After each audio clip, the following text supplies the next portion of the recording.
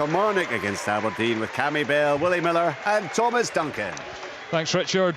I'm sure it'll be another closely fought Premiership encounter. A lot of them tend to be. Nothing between 4th and 11th in the table, as Derek McInnes hinted at in his pre-match interview.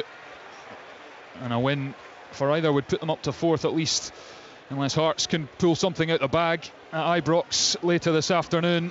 And Aberdeen just 2 wins in 8. And Barry Robson saying they've had a lot of good performances this season, but he knows that they need to improve the W column in the league table. And Derek McInnes, it was a vital win for them last weekend at home to Livingston, a big win, scoring 3 goals, and they absolutely want to build on that and go back to back and build on their strong home form. We're about to have a minute's applause here at Rugby Park in memory of Laurel Chadwick, who died aged 94 recently. She was the first female director in Scotland, instrumental in the redevelopment of Rugby Park, and has the stand to our left, which houses the away fans, named after her. So there's going to be a minute's applause in her memory. And everyone at Rugby Park gets to their feet as the announcer runs through Laurel Chadwick's list of contributions to Kilmarnock Football Club. And here comes the minute's applause.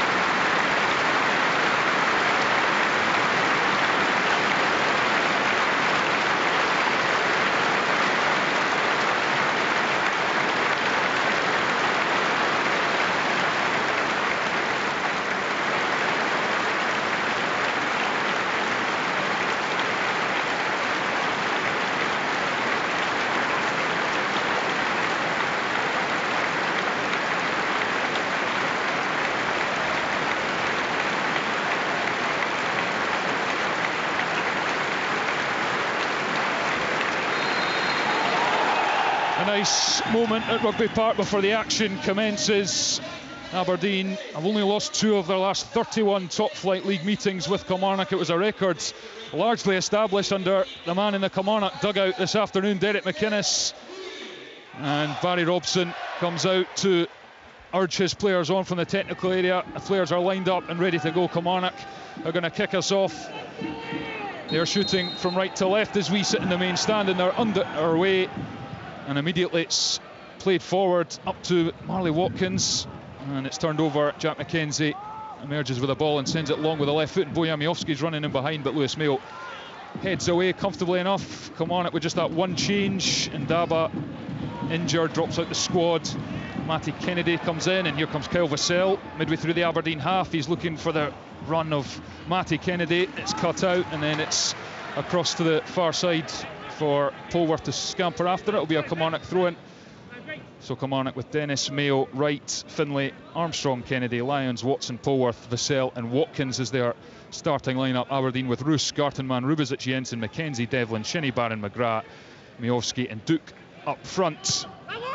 Vassell receives the throw-in on the chest, but he's allowed it to skip away from him and out for an Aberdeen throw-in. First minute comes and goes without a goal. Cammy Bell, Killie, well, they build their campaign on strong home form, so a real opportunity for them here. Yeah, listen, especially after the confidence from the really good performance and victory last week here against Livingston, they'll be looking to try and build on that. And it's just, I like the look of this Kilmarnock side, because you've got Matty Kennedy on one side, Danny Armstrong on the other, and 2 big physical strikers up top. It's a real show of intent from Derek McInnes of what he wants out of this game today. Just looking at the 2 throw-ins, whoever's in charge of the set pieces for either side, it needs to give himself a little bit of a shake. It should be easy to keep possession from throw-ins.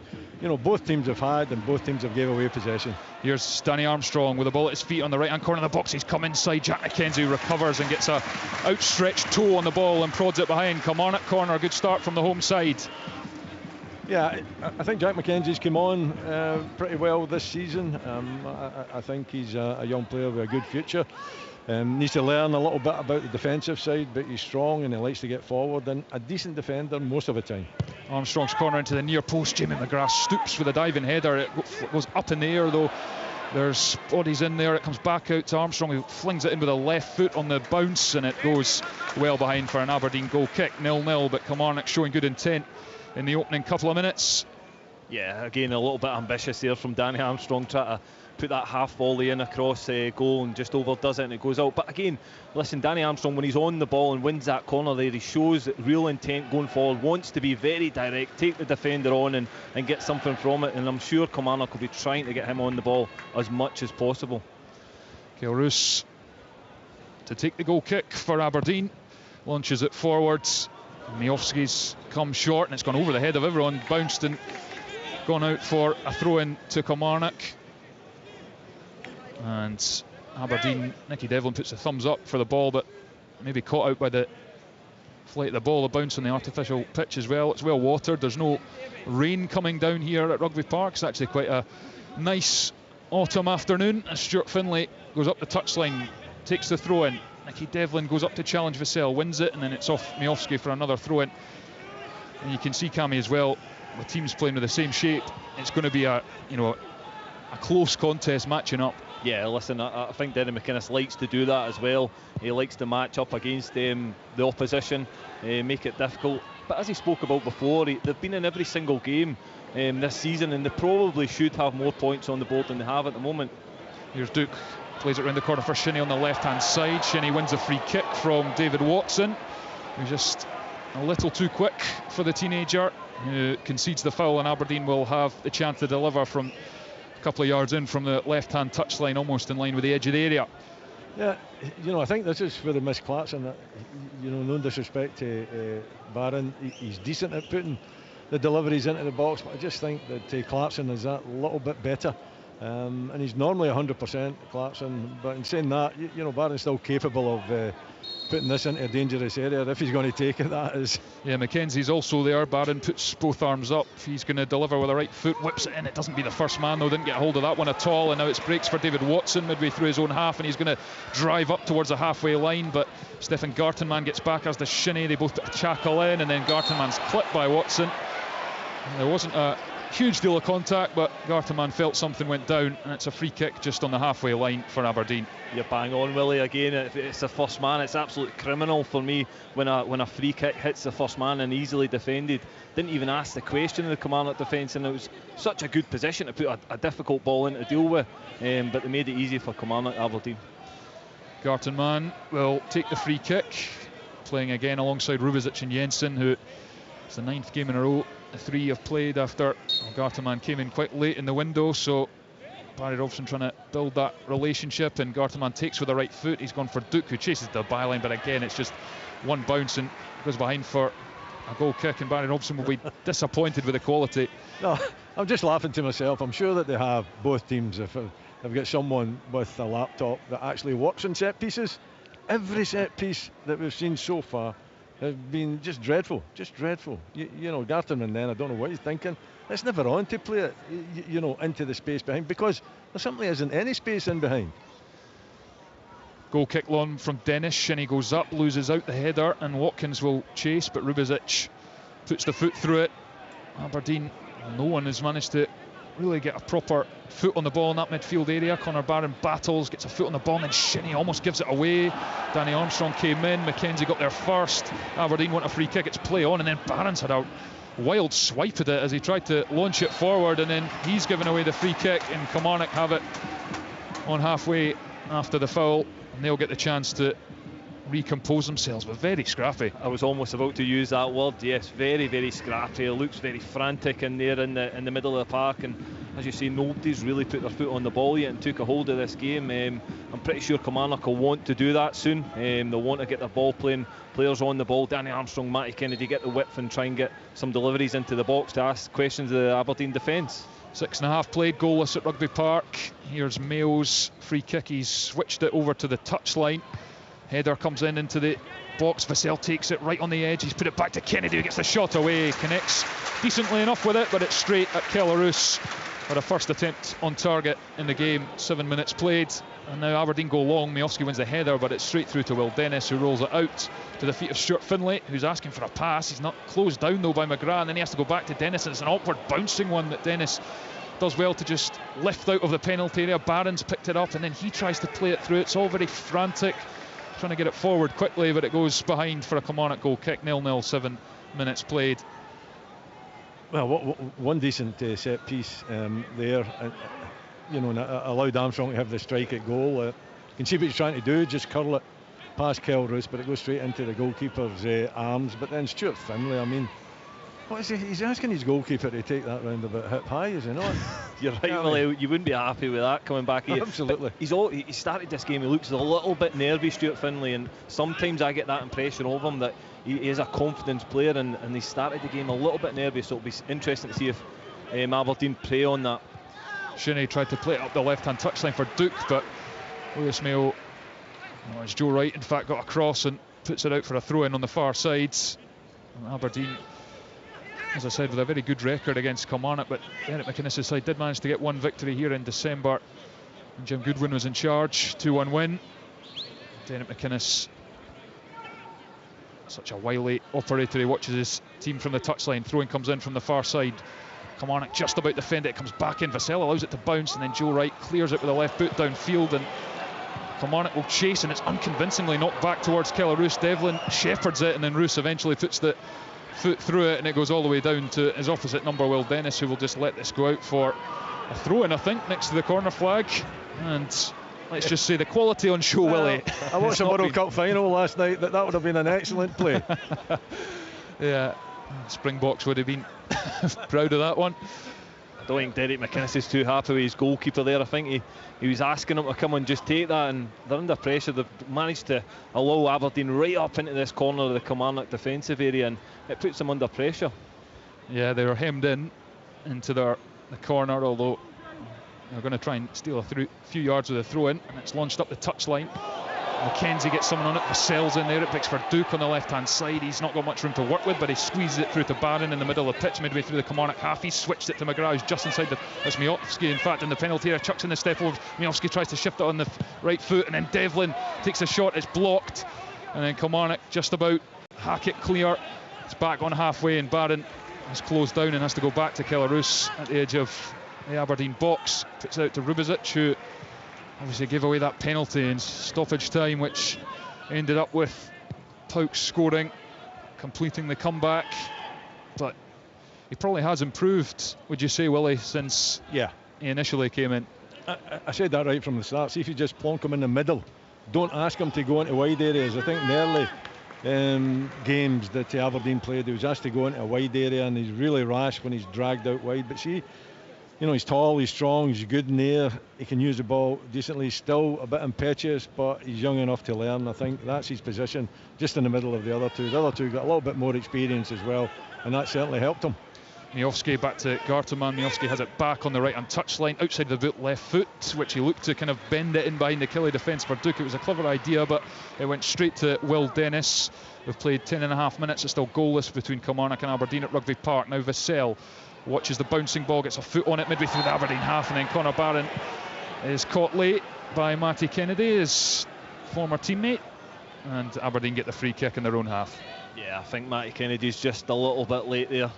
Leaves one on. He's probably maybe a little bit fortunate not to get spoken to there, but yeah, he was just a late challenge. Conor Barron, of course, played extremely well on Thursday night before being replaced, and he, after kind of having to fight his way into the starting 11, he's done very well to displace Leighton Clarkson. Back in the team again, and here's Rubizic along with a free kick, right foot towards McGrath, but Finlay heads it away. Hooked downfield, Vassell takes it. It's bouncing away from him, but he can't regather, and Miofsky steals in. He's in the centre circle, looks for options, gives it to the left-hand side of McKenzie, and Barron in the middle of the pitch turns away from Liam Polworth, who's at his back, and gives it to McKenzie. Forced back to Jensen, and then along to Kellerus. Vassell is trying to shut down the options, and Roos has to go long and straight down the throat of Stuart Finlay, who has time to even take a touch, and then he passes it across the back line to Joe Wright, who will spread the play to the right-hand touchline where Danny Armstrong collects. He's coming up to the midway point of the Aberdeen half. He comes infield, looks for David Watson, who plays it round the corner, looking for Watkins. Rubizic steps in. Kilmarnock wanted a foul. They're not going to get it, and Rubizic gives it away to Polworth. Then he goes down looking for a free kick. Still no whistle from referee Kevin Clancy. Duke has it, nudges it for Barron, who exits the centre circle and gives it to Devlin out towards the right-hand side. Then Miofsky, who's come out of the box, Miofsky gives it to Barron, 30 yards from goal, out towards the right-hand side, back to Gartenmann. Infield for Shinnie in the middle of the pitch. Shinnie back to Gartenmann. Jensen screams for it over on the left, gives it to Rubizic in the centre circle. Now across to Jensen. Aberdeen with the most passes they probably put together in the opening 12.5 minutes, but then it's given away. And here's Watkins, centre circle, middle of the pitch, looks for the run of Brad Lyons, but it evades him, and it's all the way back to Rubizic and then Roos. And Aberdeen will start again, 13 played, goalless. We thought that football was going to break out there, didn't we, with a number of passes from Aberdeen, but it's been a really scrappy affair. It's been, passes made not under any pressure and given possession away way too easily. The ball seems to be bouncing pretty ferociously off the surface as well. I thought with the rain it might have dampened it a little bit, and players really struggling to get the ball under control, make some decent passes, make some decent headway. Finlay takes a throw in, and there's a bit of rugby again, breaks out between Devlin and Vassell, play on, and then it goes out for an Aberdeen throw-in. Well, I think the throw-in takers will get a lot of shoulder reps for the amount of throw-ins we've had in the opening almost 14 minutes of this game. Gartenmann is going to take another one just shy of the halfway line. He crosses the halfway line as he goes and flings it down the touchline. Duke with a challenge, loses out to Finlay, and Lyons lets it run ahead of him, and he's fouled. Mickey Devlin, says the referee Kevin Clancy, and Aberdeen will have the free kick maybe 7-8 yards in from the right hand touchline, and a chance for Barron to do better than he did with the first attempt. Yeah, it is, but again, it's just sloppy from Kilmarnock. A poor touch from Brad Lyons, then dives into a clumsy challenge and gives away the free kick, and Kilmarnock just haven't got going yet in this game. Connor Barron over it, as is Jack McKenzie again. Barron, little step to the side, run up, takes it with the right foot. He's gone to the back post. That's a better delivery. It's just over Rubizic, and then didn't fall for Jensen at the back post, who was also in there, and it's going to go all the way out for a goal kick. Well, that was better quality, Willie Miller. It was, yeah. And I think that's all you're really looking for. I mean, it doesn't have to be 100%, but it's got to be in an area that's going to cause difficulties for the opposition to defend and allow your players that you've brought up, particularly your tall centre-backs, an opportunity to go and actually try to cause some damage. So that was decent. He is capable, but he's not as good. There's no way he's as good as Clarkson. Clarkson's normally 100%. And the way he puts them in is really difficult to defend and gives your attackers an opportunity to put the defence under pressure. So Barron's not at that stage yet, but much better his second attempt there. McKenzie under pressure, keeps the ball, tries to go back to Jensen, but Vassell read it. Vassell's got it back down the right hand side, but then his pass to Watkins is picked off easily by Gartenmann down the other end now, and Wright heads it. A lot of challenges going in the middle of the pitch, and it's lofted over the back of the Aberdeen defence. Roos comes for it and does get it just before exiting his box. Marley Watkins is claiming that he's gone out his box there. I'm not sure what you thought, Cammy Bell, but I thought he was inside just. No, I think the goalkeeper's done well there. It actually looked as if the ball kind of just stood up off the surface. Marley Watkins was breathing down his neck, but he manages just to claim the ball and keep himself within the box, and yeah, a good bit of goalkeeping. Just 7 defeats in their last 32 home games. Kilmarnock is the cornerstone of their return to the top flight. Obviously beaten Rangers in the league and Celtic in the League Cup here this season. Here's Stuart Finlay with the throw-in. Up the left-hand touchline, Vassell collects it as he fought off Gartenmann, and he's still got it, Vassell, and then Rubizic gets the foot in, but it's broken on the touchline for Kennedy. He's not got much room to work with. Jinks in field, then a lovely little reverse pass to Watkins on the left hand side of the box, cuts it back for David Watson. Oh, wonderful block to send it over the crossbar. It looked for all the world like David Watson was going to make it 1-0 to Kilmarnock, but brilliant defending. Corner Kilmarnock. Yeah, first real good passage of play. Matty Kennedy gets on the ball and slips that reverse pass down the side for Watkins, and he finds David Watson in all sorts of space, and it's a great block to get that away because it looks as if it was destined for the net. think it was Jensen, wasn't it? It was maybe a combination, because McGrath was back there too, and both of them had to make sure that they got some kind of a pressure on the ball. But probably the best move of the game, I would suggest. Corner comes in from the far side, and Rubizic just it. Well, it's actually the Kilmarnock head that's gone on it. Joe Wright, I think, who's headed it over. He's claiming it wasn't him. He's claiming it's a corner, and it was Rubizic who headed it over. But goal kick has been signalled for 0-0. Yeah, it was an interesting set piece. The Kilmarnock attacking players all kind of set up towards the corner of the 18-yard box there, and then came in different angles, and it looked as if it was the Aberdeen defender that headed it over, and Joe Wright wasn't too happy and impressed with the referee's decision there. Nor were the fans all around us. They've had a few grumbles at Kevin Clancy so far. And here is Kellerus to take the goal kick. Again, it's long. Again, it's towards Duke, but it's over him. There's some sort of contact on it, and Miofsky can't get there. Lewis Mayo plays out to Armstrong. He's going to try and drive past McKenzie over the halfway line. He just loses control, and McKenzie gets something on it, but it breaks back for Joe Wright, who plays it forward. Then Jensen unconvincingly puts it back into Kilmarnock hands, and Watson, and then here come the home side with Armstrong. He's crossed it to the back post, but it's far too far for Kyle Vassell to collect, and it's out for a throw-in on this near side. It's basically the same kind of a pattern of game, isn't it?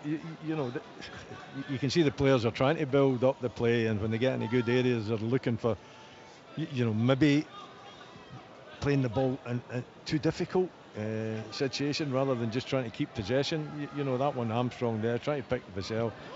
You know, it's a good 40-50 yard pass, whereas he's got options round about him. Maybe, you know, the better option to try to keep a little bit of possession and try to get a little bit of momentum going.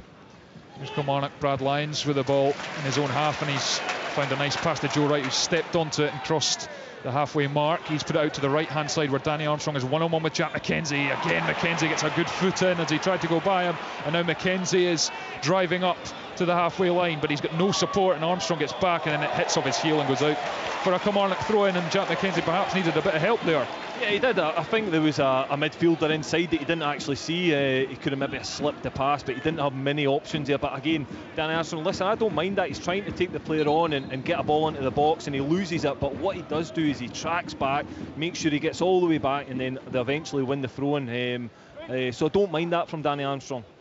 Certainly Kilmarnock, who've looked the more threatening in the final third. That Watson chance, the best so far, but it's played in behind for Duke, and he's got it, and he's into the box. He's left of the goal, but that's really good defending by Stuart Finlay. He just tracked him all the way, went shoulder to shoulder, got his body across, and helped it back to his goalkeeper. Excellent from the centre back. I can only think that was a square pass back to the goalkeeper, and it wasn't back the way. Are you allowed to do that? Pass back? You thinking that was a... Well, he meant it, didn't he? I mean, he kind of took control of the situation. I think it was a square ball rather than a pass back, and I'm sure that's okay if you play the ball either square or forward, but you know, maybe I'm missing a rule change. But it certainly looked to me as though it was intentional. McGrath flicks it on, but it's straight through to Lewis Mayo, and then Watkins is on the shoulder, but Rubizic puts out for a Kilmarnock throw on the far side. Liam Polworth's an interesting one, Cammy, because it's only his second start, and I thought he made a real difference to Kilmarnock in terms of going forward and controlling midfield against Livingston, but we've not really seen him so far. Yeah, again, he's been in and out of the team under Derek McInnes, to be honest. When he does come into the team, I totally agree. I think he brings that control. He's got that little bit of quality. Also, what he does has, he's very good at set pieces, so that's a threat, bringing him into the side, but I think he's just got that little bit of control and experience in there. Here is Armstrong, squeezed out, and Kilmarnock are going to have to go back to Will Dennis, the goalkeeper, who sends it long. Gartenman is underneath it, takes it first time on the volley with the right foot, one bounce out into the arms of the Kilmarnock manager, Derek McInnes, who is taking charge of his 689th game this afternoon. Vastly experienced, 377 of those were in charge of Aberdeen over 8 years, and now trying to mastermind their downfall, and he'll be relatively content with the start they've made. He'll want a bit more quality perhaps, but they've certainly asked the most questions in the opening 21.5 minutes, but it is goalless. And here's Gartenman again. He's forced to just send it down the touchline, and he's asking the question of Nicky Devlin, a miscommunication there, and he's just had to get rid of it. So frantic and just poor quality. You can see Barry Robson screaming at him, just calm down a little bit, play some passes, but yeah, the two nervy teams at the moment. It's interesting, Billy, because you've got 3 centre-backs, so in theory it should be easier to play out if that's what you want to do. Yeah, I mean, I thought it was a tight situation. You know, what he should have maybe have done is went back the park rather than try to play it forward, you know, and showing a bit of composure, because he did have the other 2 centre-backs, you know, to his left-hand side, really tight down the right-hand side line, and he's just trying to play it forward. But even then, I don't think there's any excuse for playing it out for a throw-in. You know, he should be able to get his boot round that and play it up the line and get it out of danger area if he thinks that he doesn't have time to play it. Aberdeen corner, Duke went round the outside and he one off the defender, so Conor Barron will have the chance to deliver. Kilmarnock, body's back, Barron delivers with a right foot, it's right on top of the goalkeeper, who does really well. Confident stuff from Will Dennis, just plucked it out the sky, and now he's rolled it to the feet of David Watson, who's midway through his own half. Right-footed pass over to the touchline, and Armstrong, who's going to have a run at Jamie McGrath down the right-hand touchline. He plays it infield to Polworth, who's striding towards the edge of the box, tries to thread it through for Vassell, and then it's broken here for Watkins. Nicky Devlin got back to nip in front and put it out for a throw-in. Dangerous times for Aberdeen. Good Kilmarnock play. Yeah, good play. Good started off with the goalkeeper. Will Dennis takes a really good catch underneath his crossbar and then bowls out to Watson, and they attack the pitch really well, and Polworth picks up a great position inside and tries to slip through it. It eventually breaks the kind of Marley Watson, and the defender manages to clear, but good positive signs from Kilmarnock. And David Watson is going to line up this long throw, as he so often does, from the far touchline. He puts it into the net penalty there, Wright's in there, and it falls for Matty Kennedy, who takes it on the half volley, and it flies over the crossbar. Another opportunity for the former Aberdeen man to do some damage, but oh dear, it's a great chance, isn't it? I mean, Cammy, he's got plenty of time, maybe too much time. Sometimes when players get too much time, they overthink it, but if he gets his head over that, he gets it. There's plenty of bodies there. You don't know if it's going to end up in the back of the net, but you know, it could deflect in. But he's not even asked the question, because he just blasted it way over the bar. Well, he has to hit the target, Willie. I totally agree. I think, especially from a goalkeeper's point of view, there's so many bodies in your way, so it would be difficult to deal with. Big chance for Matty Kennedy. Duke looks pleadingly at Kevin Clancy as he goes down, as he tried to receive a pass, but there didn't look to be much in it. Joe Wright just stood his ground, and Aberdeen have conceded a throw-in on the far side. The boos are because Graham Shinney has not relinquished the ball yet. And Kilmarnock, as I say, will be relatively pleased with the opening quarter of this game. We've played 24.5 minutes. It is goalless, but they've had the better chances, as Mackenzie heads it out for another Kilmarnock throw-in, another 20 yards up the park on the far touchline. As I say, the incentive is there for these teams to catapult themselves up the table. With everything so tight, Kilmarnock could record back-to-back wins.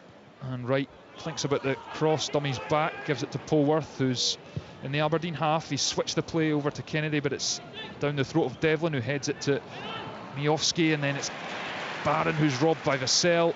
Kilmarnock have it back midway through the Aberdeen half. Watson round the corner first time to Watkins. He's on the edge of the box. He's now into the penalty area, left of the goal. Left-footed cross. It's deflected, and then it's helped away by Jamie McGrath to Miofsky, who again loses out. And Polworth comes forward, then outside of the right boot pass to Brad Lyons, over with a pass to the right touchline, and Armstrong is one-on-one with Mackenzie, comes in, left-footed cross, and Devlin again prevents it going to the back post where Kennedy was lurking. Kilmarnock throw on this near side, but the fans like what they're seeing. 0-0. Yeah, better from Kilmarnock. A period of sustained pressure on the Aberdeen defence here, and they'll be trying to make that count. Cross comes in from the right-hand side, and Kilroos obviously gave Jensen, the shout, and he came in, just collected it comfortably.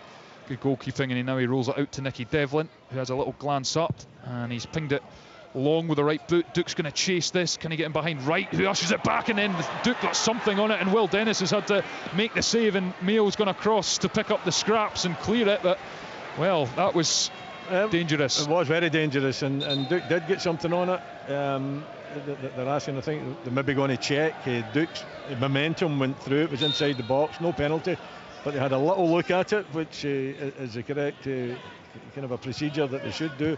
I didn't think it was a penalty, but it was misunderstanding, wasn't it? And you know, I'm not too who was it? Was it right? I think it was. Yeah.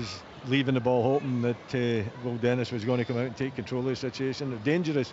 I think he should have just put his boot through it on that occasion and just cleared the danger. Absolutely, Willie. I think it was a misjudgment probably from the goalkeeper, to be honest, because I don't think he should be getting involved in that, and I think he leaves up to his defender just to clear it, because it can cause a little bit of chaos, which it did.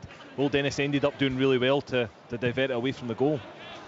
Aberdeen clear up towards Duke. He's got just one goal in his last 20 games for Aberdeen. 19 and 57 overall, but he scored 18 last season. Does not hit the heights, unlike Bojan Miofsky, who's been on fire, 9 goals. Kilmarnock play out from Dennis, the goalkeeper, to the feet of Lyons, back to Mayo, who's gone long to the right-hand touchline. Armstrong does well to jump and keep that in, heads it to Watson, but Shinnie gets in, but then it's given away by Aberdeen. Good play by Watkins to pinch possession.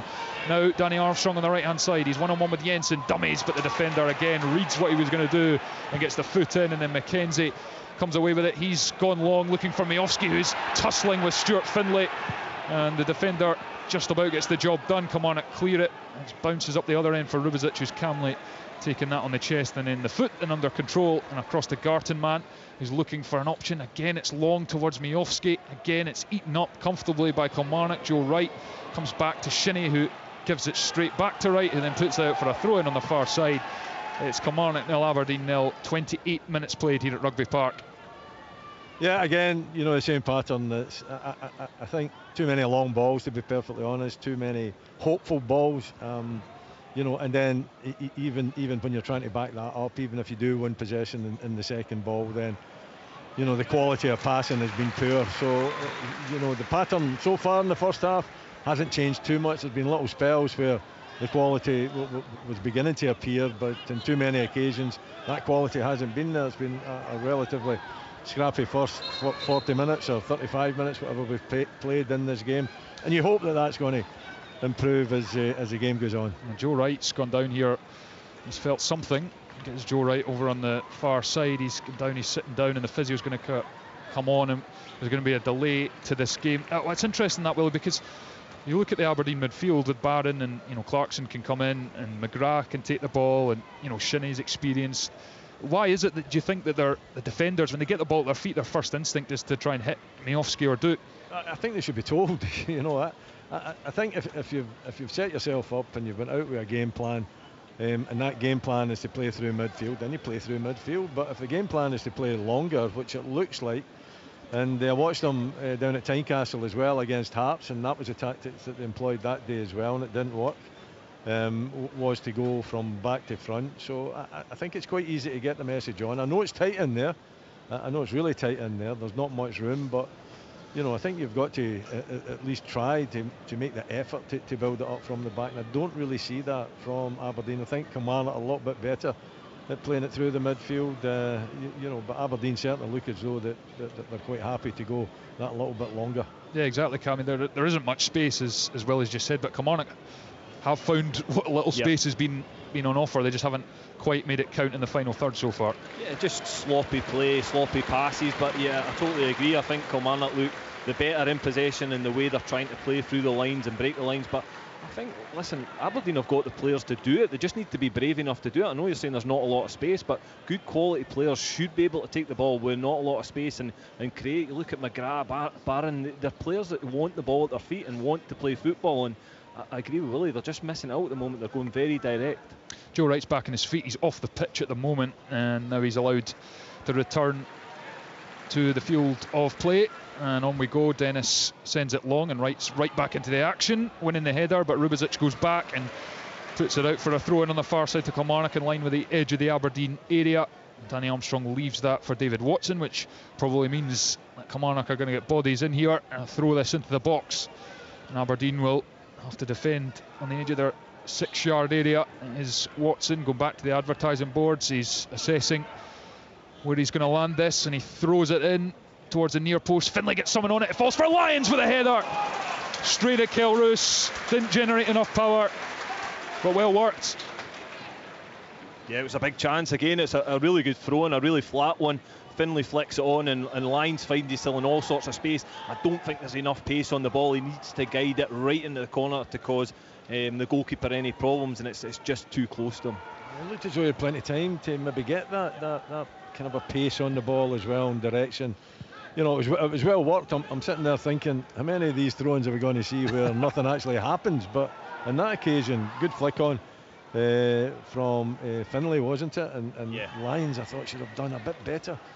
At least make the goalkeeper work. It seemed to be quite an easy take for us. You're listening to Sports Sound on BBC Radio Scotland, across the frequencies on Sounds. We've got Rangers hosting Hearts at 3 o'clock. Full live commentary from Ibrox to come. Here at Rugby Park, it's goalless. We've played 32 minutes between Kilmarnock and Aberdeen. Aberdeen throw-in into the Kilmarnock half. Nicky Devlin thought about the quick one and he's pulled back by the referee. And Graham Shinney's come across the show, but Devlin goes back to Gartenmann, who dinks it over to the left centre-back, Richard Jensen. Left-footed pass over to McKenzie on the left touchline. He goes back to Jensen, assesses his options, goes to Rubezic in the middle, and the Serbian-born defender nudges it back to Gartenmann, who goes forward with the right boot. Again, he's looking for Duke, who doesn't get there, and the second ball is then helped back into Killie possession as well, and then it goes up in the air, and it's Shinney and Watson under it. Watson gets the foot on it, Watkins drops in, and now here's Polworth in the centre circle. Right-footed pass, nicely spread to the left-hand side for Vassell. He's waiting for options. He comes in on the right foot, no space, nudges it back to Kennedy, who beats the first man, then gives it to Vassell in the box. But a good sliding challenge from Conor Barron, intercepts, but it's a Kilmarnock corner, 0-0. Yeah, it was a scrappy period of play, but Polworth gets his foot on the ball, looks up, sees Vassell wide on this left-hand side, and then he just drops the ball off to Matty Kennedy, and we've seen what he can do in this first half already. Drops his shoulder, gets by, and makes the Aberdeen defender have to pull out for a corner. And looks like Liam Polworth is going to take this one on the near side in front of us as we sit in the main stand at Rugby Park. He's going to deliver with a right foot. It's in towards the near post, and Jamie McGrath was there and had to head it over. And in fact, a Kilmarnock player has come in and got the final touch, so it's a goal kick to Aberdeen, and they survive another period of pressure. Yeah, but they're bringing it on themselves. You know, everything's going long. I don't see a pattern where it is going long in the midfield, or you know, really making a sustained effort to get up and win the second ball. You know, Aberdeen don't have two tall strikers. Duke is probably the better in the air, but it's not as if you've got, you know, a giant or a couple of giants up there, target men that you can hit and ask them to hold it up. So every time Aberdeen are playing that from their centre backs, it seems to be coming right back on top of them. And Jensen goes in behind. Miofsky's made a run, but again it's far too heavy, and the goalkeeper takes it in the box comfortably and rolls it out to Finlay as Kilmarnock get on with it. Here's Kennedy midway through his own half in the left wing back position. Infield to Polworth, who gives him it back. Aberdeen get the press on, but Vassell takes it so nicely first time. Gives it infield to Polworth, who's in the centre circle. Got a bit of space to work with, and he's found a good pass to the right wing where Armstrong collects. He's one-on-one with McKenzie again, but again Jack McKenzie defends really well, and then after winning the ball gets a free kick for a pull by Danny Armstrong. Well, that's been impressive from Jack McKenzie. He's got the measure of him. Yeah, he has, and it wouldn't surprise me, Willie, if Matty Kennedy and Danny Armstrong actually switch at some point, just to mix it up a little bit, because he's absolutely got the number on Danny Armstrong at the moment. Aberdeen play short from the goalkeeper to Garteman, goes back to Roos. He's under pressure from Vassell, and he's going to send it up towards the halfway line. Miofsky challenges, it goes over him and Finlay. Duke comes across, and then Lewis Mayo has no option but to put it out for a throw into Aberdeen. So it's a net territory gain for Aberdeen, but I want more of the ball. 0-0, 35 and a half played here at Rugby Park. Devlin looks for an option. McGrath drops in. He's not going to get it. Aberdeen, not a tremendous amount of movement, and Devlin has to go back to Gartenmann, who with a right foot puts it across to Richard Jensen, who's going to gallop into the Kilmarnock half. Then he checks back, gives it to Barron, who is closed down by Polworth, goes back to Rubezic, and he's decided that he's going to put it long for Jamie McGrath to chase over on the left-hand touchline. The flag goes up for offside, and well, Aberdeen frustrated once more.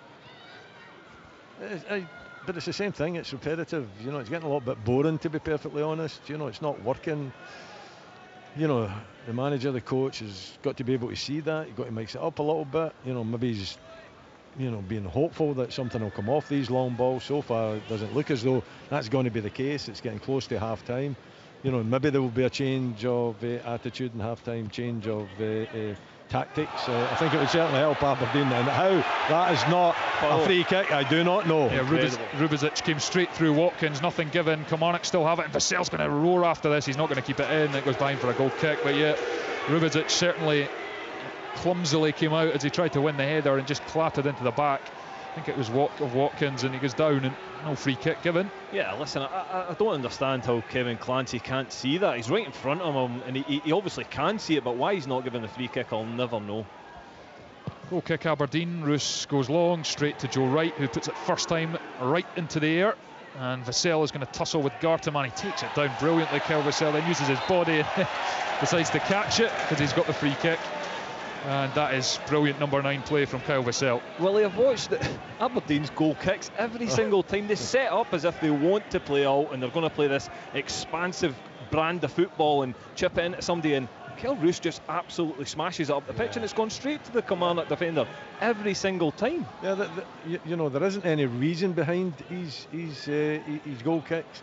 You know, if you're going to play it long, then there's got to be some kind of a reason. Yep. Get two players together, or get a midfield player up, or you know, something that is identified as being thoughtful. Yep. And there's nothing thoughtful from what Aberdeen are doing when they've got possession at the back, when the goalkeeper's got his goal kicks, even when he's got it in his hands as well. He's kicked it out the ground a couple of times too, so it doesn't seem to be an awful lot of thought going on there for Aberdeen. I think it's been a poor first half for them. Kilmarnock free kick. Liam Polworth with the right foot takes it to the back post, and it's over, almost over the head of Rubizic, but he got the barest of headers on it and flicks it behind for a corner. If he didn't, then Stuart Finlay was steaming in at the back post to get something on that. Yes, brilliant defending. Again, it's the quality of the ball into the box from Polworth. We spoke about that before, but he absolutely needs that flick on, and he's got it because it was going to end up in the Kilmarnock striker's head. He celebrated it like a goal, Rubizic, but he's got more defending to do. Corner comes in, Roos comes, gets a punch on it. It's out to the left-hand corner of the box, and Matty Kennedy, he's going to take on Miovski, who gets a foot in, but Kennedy gets it back, puts the cross in with the left foot. It's to the back post, and Armstrong blocked, back to Vassell, blocked again, this time by Devlin. Kilmarnock screamed for a handball. There's no decision coming from the referee, and Aberdeen counter. Miovski touch lets him down, and it'll run away for a throw in front of the main stand. 0-0, 39 played as we tick towards half-time. Kilmarnock seemed convinced that came off Nicky Devlin's arm. I wasn't so sure. Wow, it didn't look like it from up here, but hey, you know, I can't be wrong. I've been proven wrong in the past, and it was so close, wasn't it? I mean, it was a thunderous volley that Devlin took. I thought he took He's still down. Yeah, I thought he took it in the midriff. You know, but hey, you're going to shout for it. Surely you're going to put your hands up if you're a Kilmarnock player. Certainly if you're a Kilmarnock fan, you're going to make a bit of noise in the hope that you get a pen. Yeah, again, it was a good bit of play from Matty Kennedy. He's been the key focus for Kilmarnock in this first half. Got on the ball. I think he beat Miovski down this left-hand side and whipped the ball into the back post, and it was Armstrong kind of half got his volley away, and it fell to Vassell, I think it was, that got that shot, and it looks like, for me, it looked like it hit Devlin in the chest.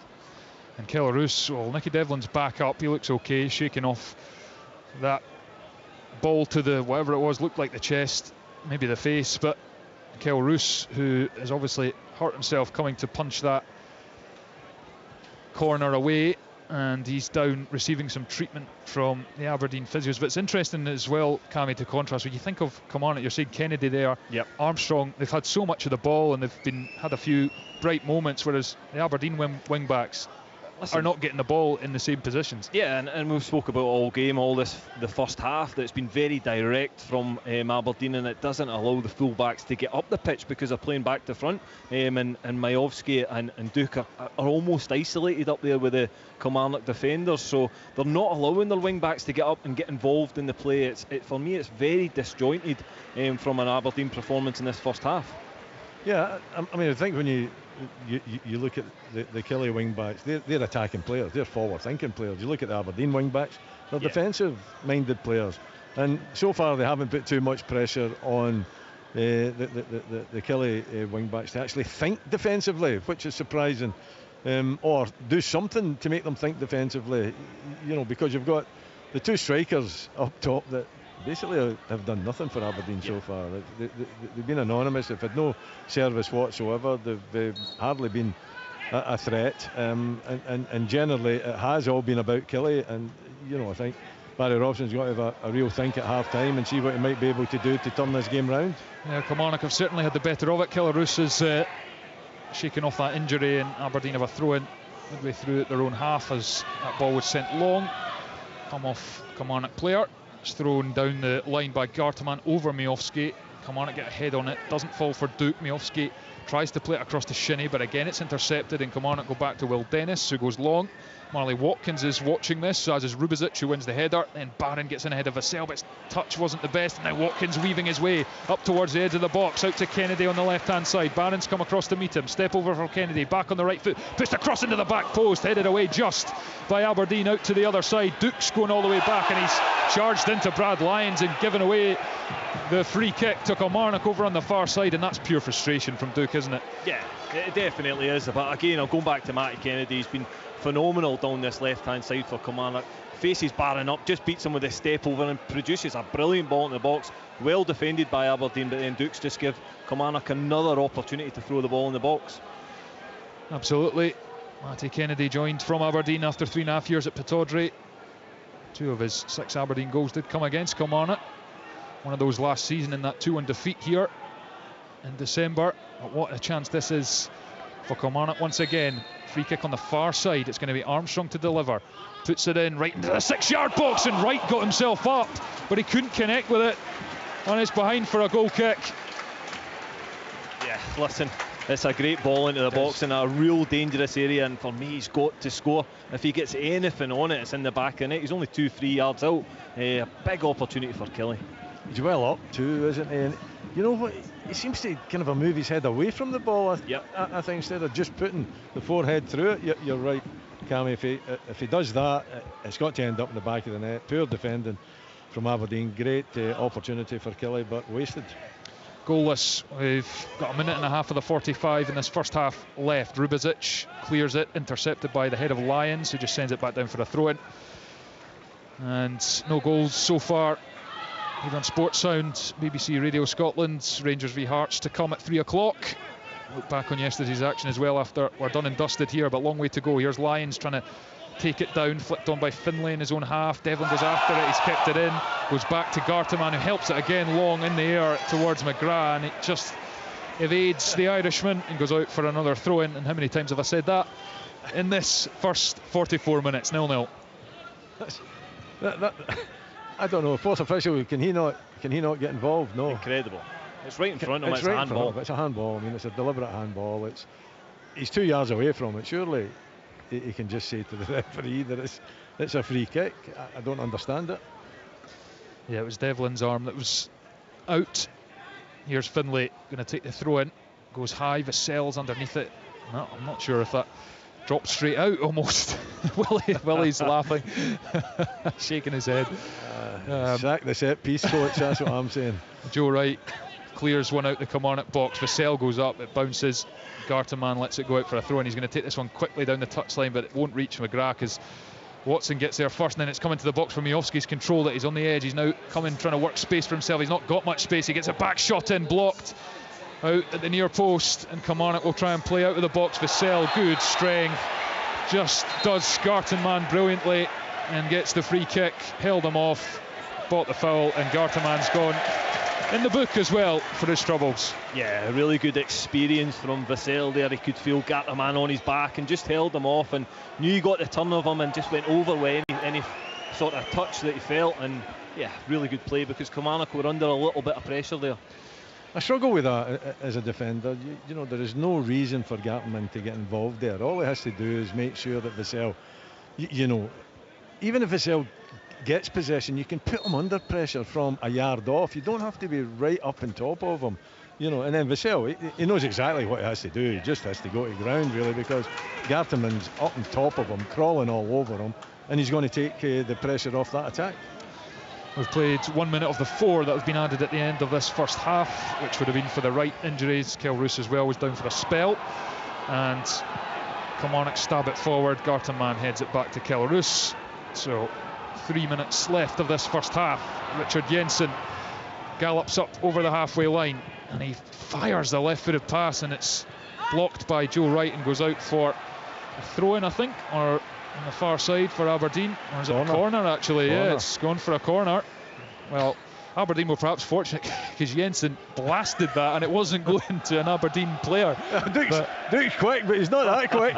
So Joe Wright was almost unlucky, he just got in the way of it and it's gone for a corner. So tad fortunate there for Aberdeen, but they'll take it all day long. Can they get in front in first half stoppage time? Barron is going to come across to take this. He's on the far side, makes a couple of signals, delivers with the right foot. It's right on top of the goalkeeper who gets a fist on it. Shinnie helps it back into the area. Vassell gets a head on it and it breaks almost for Devlin, but Will Dennis again really sharp in his 6-yard box, swallows it up, and now he's flung it out with the right arm to Kennedy, who touches it away from Shinnie and then goes down. He is going to get booked, Graham Shinnie, but I thought he was away from Shinnie and he just slipped.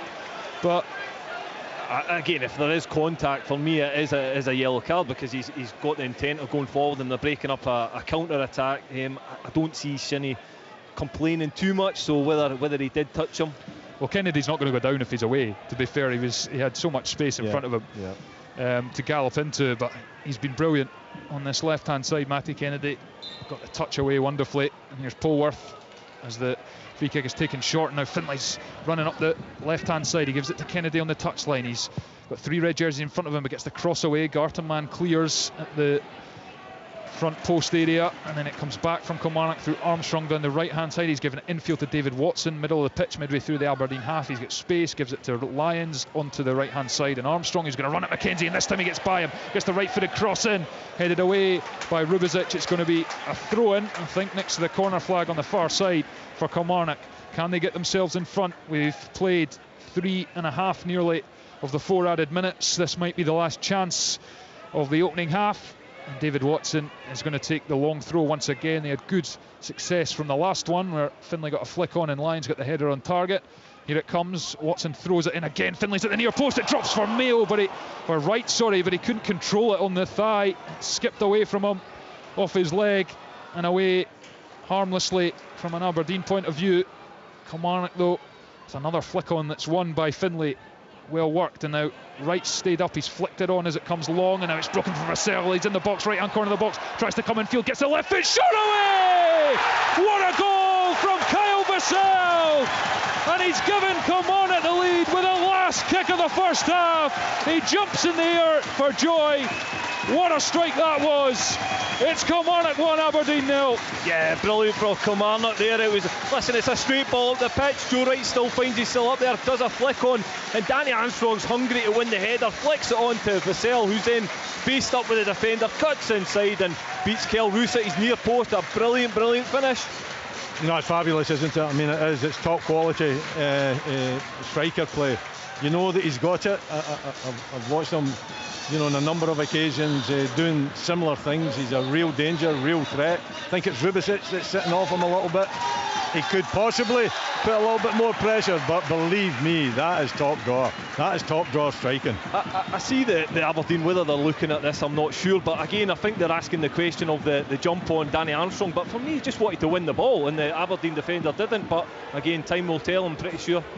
Well, the Kilmarnock fans see Kevin Clancy as the dreaded finger to the ear, which means he's listening to the communications from the VAR hub. VAR this afternoon is Greg Aitken, so they're obviously checking the goal as they do, and we're going to see if this one counts. As the guys have just described, there didn't appear from our vantage point in the main stand to be too much wrong with it. It's just straightforward, isn't it? It's a flick on. Goal given. Kyle Vassell's 5th of the season stands, and Kilmarnock deservedly, you have to say, are in front right on the stroke of half-time, because there is the half-time whistle. Huge roars. Kilmarnock sprint towards the tunnel. They've got a spring in their step after that goal, and as I say, without being relentlessly on top, you felt if it was going to be one team to get their noses in front, it was going to be the home side. They'd had chances before. The Watson one was the best of them in the middle of the box. Only a brilliant block by Jamie McGrath prevented him from giving Kilmarnock the lead. Kennedy's had a couple of efforts, Lyons has had a header, but it's Kyle Vassell, the captain, with a crucial intervention before the break. Collected it on the right hand side of the box, drove in, on the left foot and just smashed it low beyond Kelarus. It was a wonderful goal from a man in form, and it's a big half-time team talk now for Aberdeen boss Barry Robson. Kilmarnock lead at the break here at Rugby Park. Half-time, Kilmarnock 1, Aberdeen 0. Kilmarnock versus Aberdeen. Goal! Game on! This is Sports Sound. From BBC Radio Scotland.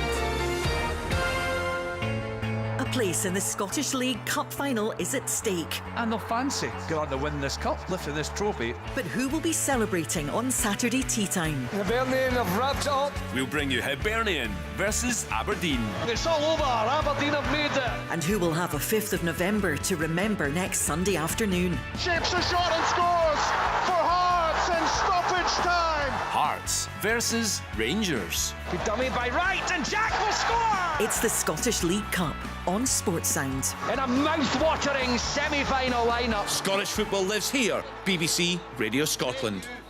Brilliant weekend ahead with both the action in the league and, of course, those League Cup semi-finals. We've still got Rangers against Hearts to come this afternoon. 3 o'clock kick-off. Liam McLeod, Richard Foster and Michael Stewart will join us for coverage of that. You can see the highlights of both these games and yesterday's 4 matches in the top flight. Sports Scene at 7:15 on the BBC Scotland channel. And just a few of the highlights in the week ahead. The Scottish Cup continues. Second round, of course, Musselburgh against Clyde. Sports Scene live on Monday night. The draw, incidentally, for the third round will be made tonight at 7:30.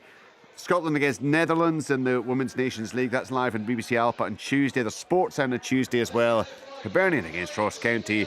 And Sports Sound again on Wednesday. 5 games in the top flight. Dundee Rangers, Celtics at Mirren, Hearts against Livingston, Motherwell Aberdeen and St Johnstone Killie. And as you'd imagine, highlights on the telly that evening, 10:40 BBC One Scotland. And then next weekend kicks off with the Championship again. Championship Live, Morton against Dunfermline. So a really, really busy week, and there's lots more besides what I have just outlined. So, as ever, most comprehensive coverage you'll find on the radio, on television and online with us here on Sports Sound, bbc.co.uk/Sports Scotland, and of course Sports Scene on the telly. Well, I'm not quite sure what the screaming is in the background, but it might be coming from the away dressing room, given the way that first 45 minutes have rolled out. Nothing can be surer, Cammy Bell, than Kilmarnock deserve to be in front right now. Yeah, absolutely, Richard. I think they were the team that had the most intent in that first half. They wanted to get the ball down, and listen, it has been a scrappy affair for long spells in it, but Kilmarnock have definitely had the better opportunities. Matty Kennedy's been a standout for me down this left-hand side, really putting the fear in the Aberdeen defence, and listen, the goal summed it up for me that Danny Armstrong goes. I know there was a VAR check, but Danny Armstrong just looked more hungry than the Aberdeen defender to win that ball, to get it to Vassell, and it was a fantastic finish. But yeah, it'll be concerning times for Aberdeen in that dressing room at the moment, but Derek McInnes will be delighted, and it'll be more of the same in the second half. It would have been nonsense if that had been ruled out. I mean, Armstrong has gone up for it, and I'm not sure he even gets a touch. He might just get the slightest of touch, but yeah, he's eyes on the ball. He does turn his head away a little bit, but he's up for the ball, certainly not looking at the player. It's just two players coming together, and it falls for Vassell. Might have been a slight deflection off Rubezic, I think, with the strike, but it was so powerfully hit, and it beat Kel Roos at the near post. I know the standard perception for those of us who are not top-class goalkeepers like you, Cammy, is you should never be beaten at your near post, but sometimes the strike is going to catch you out, isn't it? No, listen, see from that one, Richard, I think what's difficult for a goalkeeper is he's on the left-hand side, and then what he does, he comes in more towards the centre of the pitch, so the goalkeeper naturally would take a step, and then he's hit it so early, it's difficult for the goalkeeper to get back down and back across himself. And as you say, if it's taken a slight deflection, that just makes the difficulty even more for the goalkeeper. But take nothing away from it, I thought it was a fantastic strike from Vassell, and he's a man in real form at the moment. You can see that with the confidence that he's playing with, and again just faced up the defender and wanted to get his shot away because he's so confident at the moment.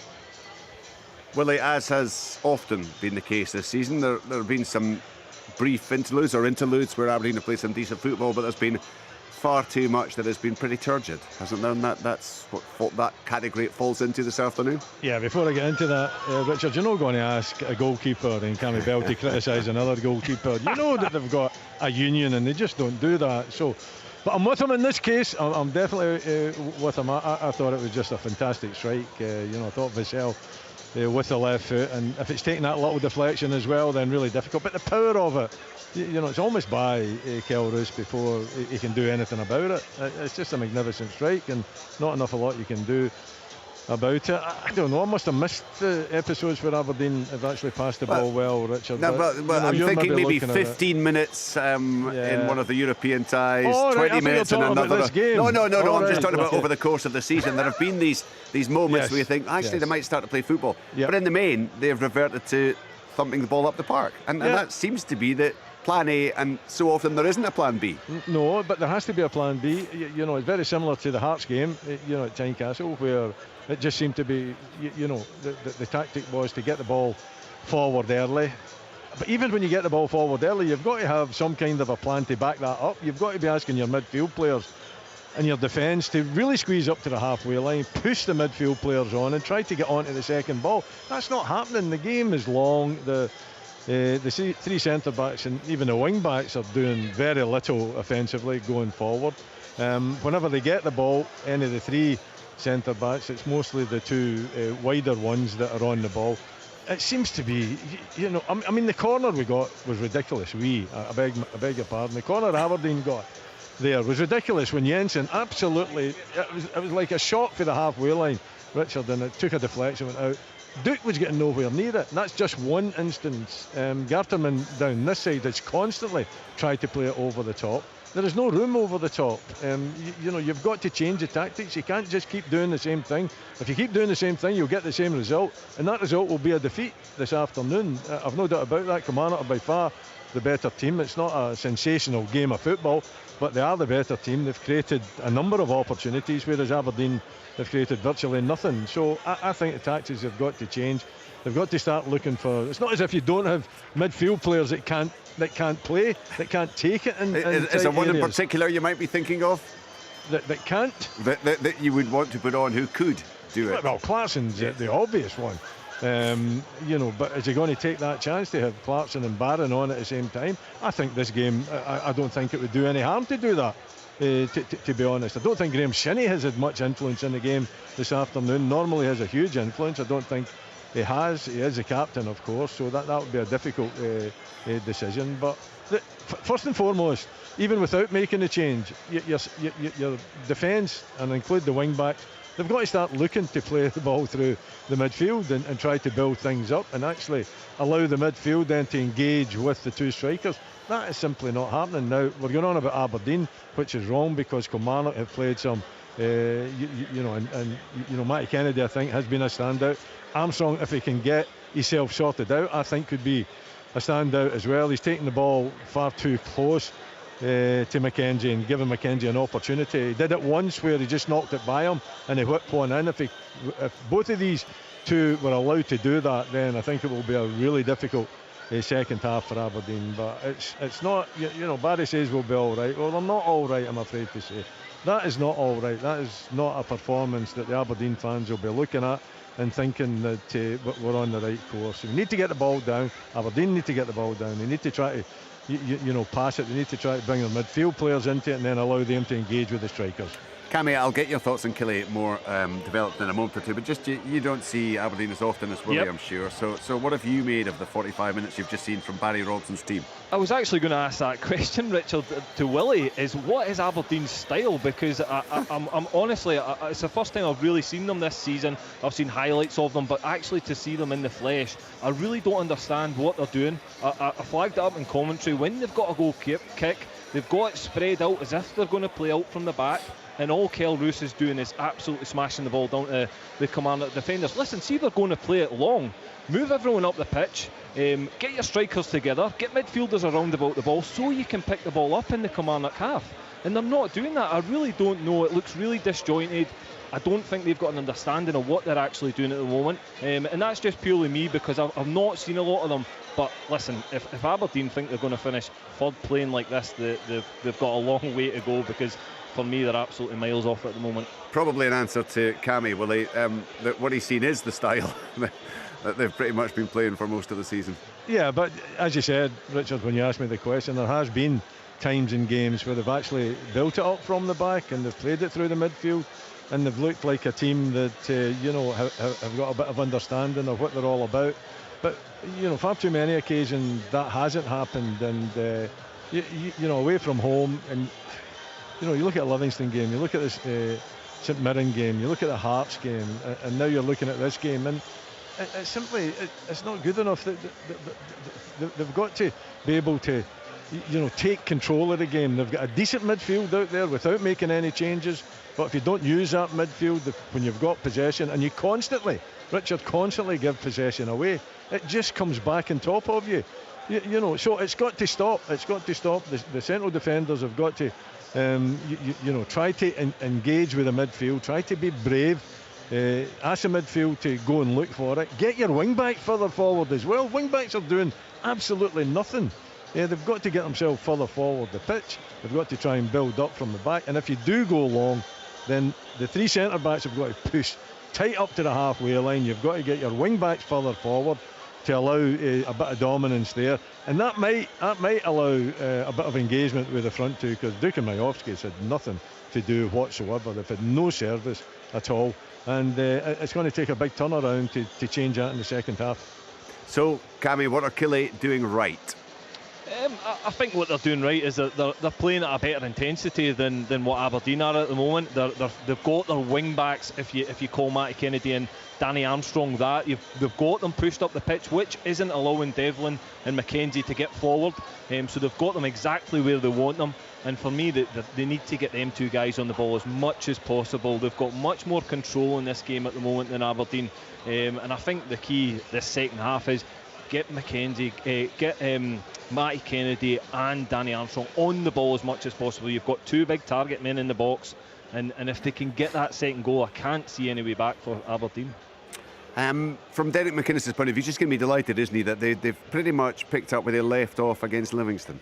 Yeah, absolutely, and I think it was a brave call from Derek McInnes playing the style that he is today against Aberdeen, who are one of the sides that are looking to finish very high up in the league. It's a very attacking side for me, Kilmarnock. You've got guys, as I say, Danny Armstrong, Matty Kennedy, you've got the two strikers in Vassell and Mally Watkins, but also you've got Polworth, who is a guy that likes to get forward as well. So it is an attacking side, and it shows the intent that he's come here wanting to take all 3 points, because he knows how important Rugby Park is. The last season was for them, certainly, and if he can improve his away form this season, they'll be in a much better position within the league, and they'll be pushing for that top 6 spot. And I don't see any reason why they shouldn't be, because they've got a good enough squad, they've got a good enough team on this pitch to do that, and certainly today they look a far better side than Aberdeen.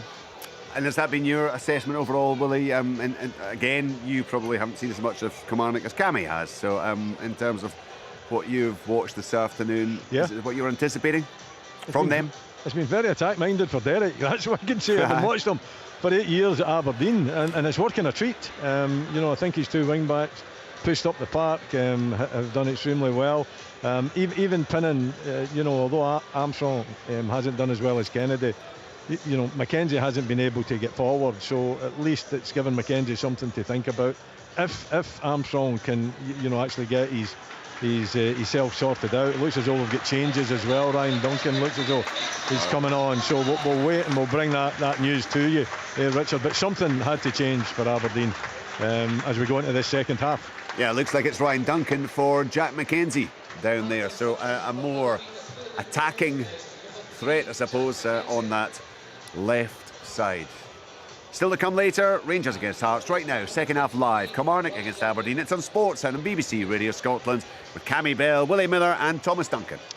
Thanks, Richard. Kilmarnock on course to go up to 4th in the Scottish Premiership. Yes, it's very tight, but the confidence you can gain from that is something you can build on, and that's what they'll look to do, and build on that first half where they created chances. And hell, Vassell, what a goal that was. He can hit the ball so hard. That did a game in the League Cup group stage against Dunfermline. Willie, you were there as well. He smashed one in as well. Not sure there's anyone can hit it harder than him in the Premiership. It was some strike low beyond the goalkeeper, and that's what separates the sides. Aberdeen have made that change, as Richard mentioned, with McKenzie going off. Ryan Duncan is on, and we're just paused, primed, waiting for the second half to start. There is Kevin Clancy's whistle, and Aberdeen have a lot to do. May only be a goal behind, but I wasn't really any chances of note apart from Duke getting in behind once, and Dennis made the save. But that was all they had to shout about really in that opening 45 minutes. Kilmarnock will look to put them under more pressure, and Vassell, who is just such a big player for them. And here's an Aberdeen throw into the box. Miofsky puts it to Duke with it inside the foot. Duke gets to the byline, flashes it across, and it breaks at the edge of the 6-yard box. And fortunately for Kilmarnock, it breaks to Stuart Finlay, who clears. But Aberdeen with better attacking intent as Duke got to the byline there. Vassell will go after this, but Rubizic comes across and puts it out for a throw-in. The far side better from Aberdeen in the opening minute of the second period, Willie. Yeah, they pulled Duke out wide left, and Ryan Duncan will go wide right, and that'll be 3 up top by the looks of it. That might give Kilmarnock something to think about, and they'll go with the 4 at the back, with Jensen coming out here to the left-hand side. David Watson tried to go inside Graham Shinney. He's claiming he was blocked, and Graham Shinney, who's already been booked. It is a free kick to Kilmarnock right on the edge of the area on the right-hand side of the box. Shinney looked exasperated, but David Watson was Derek better watch himself. He's on the park again, kicking the ball. Just can't resist. The ball's there. You got to go and hit it. He got that sending off, didn't he, for entering the field of play? But another chance for Kilmarnock to put the ball in the box. It's right on the paint on the Astro. Another step, and it's a penalty, isn't it? Yeah, absolutely. And David Watson got his first goal as well for Kilmarnock at Celtic Park a few weeks ago. Got a free kick, and Polworth and Kennedy are over it. It's Armstrong, I beg your pardon, behind the pole. He emerges. It's Armstrong and Polworth. Armstrong's going to take with a left foot right into the near post, and I think McGrath got a block on it for Aberdeen. It's come all the way back to Lewis Mayo. He's in the Aberdeen half, passes it forward with the right foot. Vassell uses the pectoral muscle to move it on to Armstrong, but it was too far in front of him. Aberdeen throw. Jensen throws it up the line to Duke, and it just evades Duke, but Miofsky picks up and he tries to pass it to Duke on the left-hand side, but it's intercepted by Mayo, who looks for Watkins, who's got in behind Rubizic, and he's given him a little nudge there and almost gets away from him, but Rubizic recovers well at least to put it behind for a corner. It's poor defending, Rubizic being muscled out by Watkins there. I mean, that just simply shouldn't happen. It drifts over his head. He's first to the ball. There's a little shoulder to shoulder, and he's nudged out the way, and he's very fortunate to be able to recover and just give away the corner kick. Armstrong's going to take the corner on this near side. Kilmarnock 1 goal to the good at the start of the second half, and again it's a dangerous one, but Aberdeen clear at the near post, put in with real pace. It's come back out to Polworth on the right hand side, delivers with the right foot to the back post, but it's too high and long, and Lewis Mayo is not going to get there to prevent the goal kick. But well, Aberdeen had a little moment there where they got it to the byline and across, but Kilmarnock, Cammy, doing what they did in the first half since. Yeah, they're putting Aberdeen under pressure again, and Danny Armstrong down this side, just relentless coming down, and again, just looking at Aberdeen defending it from there. Marley Watkins hardly needs to do anything to get in on goal, and as Willie said, the defender's very, very fortunate, only ended up in a corner. Barron plays it forward. Duke's going to scamper after it. He's going to get there ahead of Joe Wright, who's been pulled out to the left-hand touchline. Duke's going to try and take him on, but he's gone with the ball far too far in front of him. Joe Wright just let him run that out of play, and then he goes down, and he's trying to claim for a foul, Willie. But I think why the referee didn't give the free kick, I think there was definitely an arm came across his chest, but he lost control of the ball. He had hit it too far. It does go down too early as well most of the time, and referees do notice that as well. So he's not going to get the call there if it's a 50-50 decision. I didn't think it was 50-50. It was more in favour of the defender there. Got to agree with you there, but I think what will happen now, though, with the way Barry Robson's change it, is that Kilmarnock will have to think about how they're going to play, because they've got the 3 centre backs. If Aberdeen play the 3 up with the 2 wide, does Derek just allow the 3 centre backs to take care of the 3 strikers? I'm not so sure, maybe for a period of time. But if Aberdeen start to cause problems, then I think he might be have the mindset to change it as well, change the shape as well. We'll just have to wait and see. Joe Wright's down for a second time after that little challenge. He signalled to the bench as he went down. It was maybe his calf. He's getting some treatment, so he's limping as he gets to his feet. I think he's done. It looks like they're going to have to make a change here at the start of the second half. Kilmarnock, and Joe Wright, well, he missed the start of the season through injury, but he's been a big player for Derek McInnes. He was one of the top scorers last season for them. Real threat in the box, and he applauds the fans. He's off, and just waiting to see Kilmarnock made the change. Robbie Dees is on, and it's forward now for Watkins to chase. Gartenmann hoists it in the air. Jensen gets a flick on, only as far as Polworth. Then Watson tries to play it down the line to Armstrong, out for a throw-in on this near side.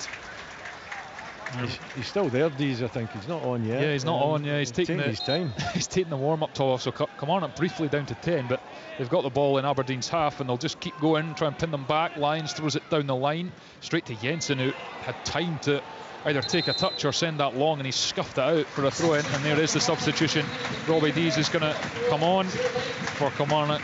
Joe Wright has departed, and Kilmarnock will hope that's not too serious, as Armstrong leaves the throw for David Watson. But Kilmarnock picking up more or less where they left off at the end of the first half, where Kyle Vassell gave them the lead with the last kick of the first 45. Here's Armstrong with a cross left foot up to the edge of the 6-yard box. Rubizic gets a head on it. It's out to the other side. Kennedy goes across and collects. He's going to run at Barron and Duncan. The two of them are in front of him. Goes back to Dees, who gets a first touch left-footed cross headed away by Gartenmann.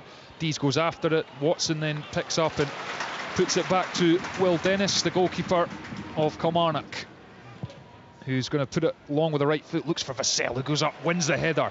It almost drops for his strike partner Watkins, but Aberdeen get in and clear. And then Finlay wins it up the other end. It's bubbling about. Vassell tries to get in there again, wins a challenge. Then Devlin has to come in field and make sure Aberdeen get out of danger, and it's sent long by Kilmarnock for Armstrong on this right hand side, but it's out for a goal kick. Puts the thumbs up. Armstrong liked the ball, but it's too far in front. Goal kick Aberdeen. Kilmarnock leading by a goal to nil. 52 played. Yeah, it's just a little bit unfortunate. Robbie Dees there just gets too much on the switch of play and out of play, and doesn't give Danny Armstrong the chance down this right hand side. But still looking positive, Kilmarnock going forward, still looking as if they're always a threat, especially with Vassell up front. Header one from the goal kick, and Mayo hoists it into the air down the touchline. Rubizic has come across, but he's under pressure from Watkins, turns and helps it back to Keller-Roos, who's going to put it up over halfway with a right boot. Mayo's under it, header under no pressure, goes back to Jensen, bounce, header up to Duke, controls it on the chest. He's come out to the left hand side, he's under pressure from Watson. Good pass into the path of McGrath, but Brad Lyons gets back and takes it towards a byline and then clears it up the touchline, and Aberdeen have a wee bit of territory midway through the Killie half with a throw in. It's sent in. Kilmarnock win the first contact, then the second, and then it drops for Shinnie, who is robbed by Watson. It's all very frantic in midfield. Kennedy comes away with it. He's turned away from Bannon. He's driving into the Aberdeen half. He's up towards the edge of the box. Rubizic steps across, commits the free kick, bang in the centre of the pitch, about 35 yards out, and Kilmarnock will enjoy that one. Yeah, brilliant again, Matty Kennedy. Just picks up the ball probably 35 yards from his own goal and just travels with it, drops his shoulder, beats one player, and then draws the foul as well. Just real confidence that he's playing with today, and he's been fantastic for Kilmarnock. Yeah, and he's gone over to fetch the ball for this free kick, Matty Kennedy, and everyone on the far side, Kilmarnock fans in the stands, applauded him.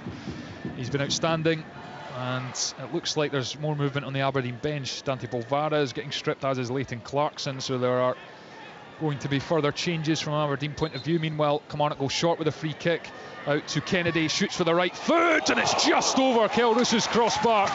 What an effort that was from 30 yards from Kennedy. And has Keller-Roos actually got a touch on that over the bar corner? No, he has. Yeah, he got a little touch on it. I'm not too sure if it was going in, I must say, but I think when you're the goalkeeper and it's coming at you at that pace, you can't take any chances, and it's right over his head, and he's just touched it over the bar. So magnificent strike again from Kennedy. Kilmarnock corner on the far side. If they can get that second goal, it would be absolutely massive. It's going to come in from the far side, and Polworth all the way to the back post. Watson's header flashed by the right hand post, but they're also getting joy at set pieces, Cammy Bell. Yeah, for me, I think David Watson's took the wrong decision there. I think he guided it back into the number of players that are in the centre area. I don't think he's going to beat the goalkeeper with a header from so far out wide of the goal. But again, Aberdeen just look as if they switched off. Again, going back to Matty Kennedy's strike, he's standing 30 yards from goal. Nobody's picking him up. He's able to just take a touch and size up the shot. So, yeah, concerning times for Aberdeen. And Graham Shinnie with a face like thunder comes off the pitch, as does Conor Barron. Polvara and Clarkson are introduced to the Aberdeen midfield. And yeah, Shinnie, he's not enjoyed that this afternoon, and he's already on a booking as well. He must have listened to us at half-time with his goal kick here, because he's moved everyone towards, and if you're playing it long, that's what you should be doing. And they've won the second ball as Gartenmann plays it forward. Duncan goes up, loses out, and it's flicked on by Polworth in midfield. Jensen chips it back towards Duncan. Dees wins the header. Polworth picks up midway through his own half, goes back to his goalkeeper Dennis, who scoops it in there with the right foot, not altogether convincing. Aberdeen win the first header, but Brad Lyons then gets the second clearance up the field, and again Kilmarnock have won it up the other end of the pitch. Armstrong's coming in off the right hand touchline. He's going to put it in with the left foot. Don't know if he tried to help that into an area for Vassell or go for the far corner, but it was unconvincing, and Kel Roos collected comfortably. And Kilmarnock still leading by a goal to nil. 56 on the clock, sent long by Roos. Duke challenged for it. Mayo won it, out for an Aberdeen throw in this near side midway through Kilmarnock half, and it's thrown in, and Stuart Finlay leaves it cleverly for his goalkeeper Will Dennis, and he gathers comfortably in his grasp, and Kilmarnock will just take the sting out of the game a wee bit. 1-0. Yeah, I'm looking at Aberdeen. I think I don't think the tactics going to change in terms of playing it through the midfield. I think they're a little bit better organised in what they're trying to achieve. If they're going to play it long and make sure that it's a back four now, that the back four pushes up and keeps it really tight, keeps the spaces in front of them really short, so that if you're looking at winning that second ball, then it's giving your midfield an opportunity. I think that's about the only change that I'm seeing. It might work for them. We'll just have to wait and see. But it's still, the fact that Kilmarnock are the better side, playing the better football, and certainly deserve being that one goal up. Possibly there should be more. And Watson just miscontrols one, but Armstrong's worked so hard to keep it from going out for a throw-in, and then he's got it back from Lyons on the right-hand touchline. He's going to have a run at Jensen, and then he tries to feed it into Vassell in the box. Watson can't collect, and it breaks back for Richard Jensen, the Aberdeen defender. He goes long with the left foot to Miofsky, wins a flick on, but there's no one anywhere near him to try and win the second, and Kilmarnock eat that up all day long. Falls for Polworth and then plays it out to the left hand side for Kennedy. He's fairly narrow, but he dummies away from one. He's then away from another almost, but it didn't bounce for him, and then Aberdeen collect, try and play out. Here's Clarkson in his own half. He's just put the foot through it long, looked for the run of Miofsky, but it was nowhere near the Macedonian, and the goalkeeper comes out to clear, and then given away by Aberdeen. Here's Armstrong, comes in field. He's going to line up the shot from distance with the left foot. Comfortable saving in from Keller Roos, but worth a goal. Clearly coursing with confidence, Cammy Bell. Yeah, it's just sloppy again from Aberdeen, gifting Kilmarnock possession, and yeah, they just look miles off at the moment. They need a real spark, something to happen in this game for them, because it looks as if Kilmarnock are almost smelling that second goal, but as I say, Aberdeen just gifting them opportunities. Free kick on halfway for Aberdeen. Clarkson's chipped it up towards McGrath, who loses out to Dees. Aberdeen claim for a free kick. That's not going to come, and now Kennedy has it. He's up towards the centre circle. He's over halfway. He stabs it through for Watkins, gets it back then onto the Vassell, who just can't gather it, slides under his studs. That was really nice interplay from Kilmarnock, quick counter-attacking stuff. It just didn't quite fall for Vassell. Mayo robs Duke on halfway and gives it to Polworth, who's striding through the middle of the pitch. He's up towards the edge of the box. Liam Polworth, right footed pass to the left hand side. Kennedy's in acres of space. Now he's closed down, but he's in the box. Right footed cross, it's over Watkins' head, and Aberdeen stick it behind for another Kilmarnock corner. They lead by a goal to nil. 59 minutes played here at Rugby Park. He's got two to pick out there, hasn't he, Matty Kennedy? Aberdeen all over the place. Change of shape has upset them completely at the back. They weren't particularly good beforehand, but it's went from probably bad to worse.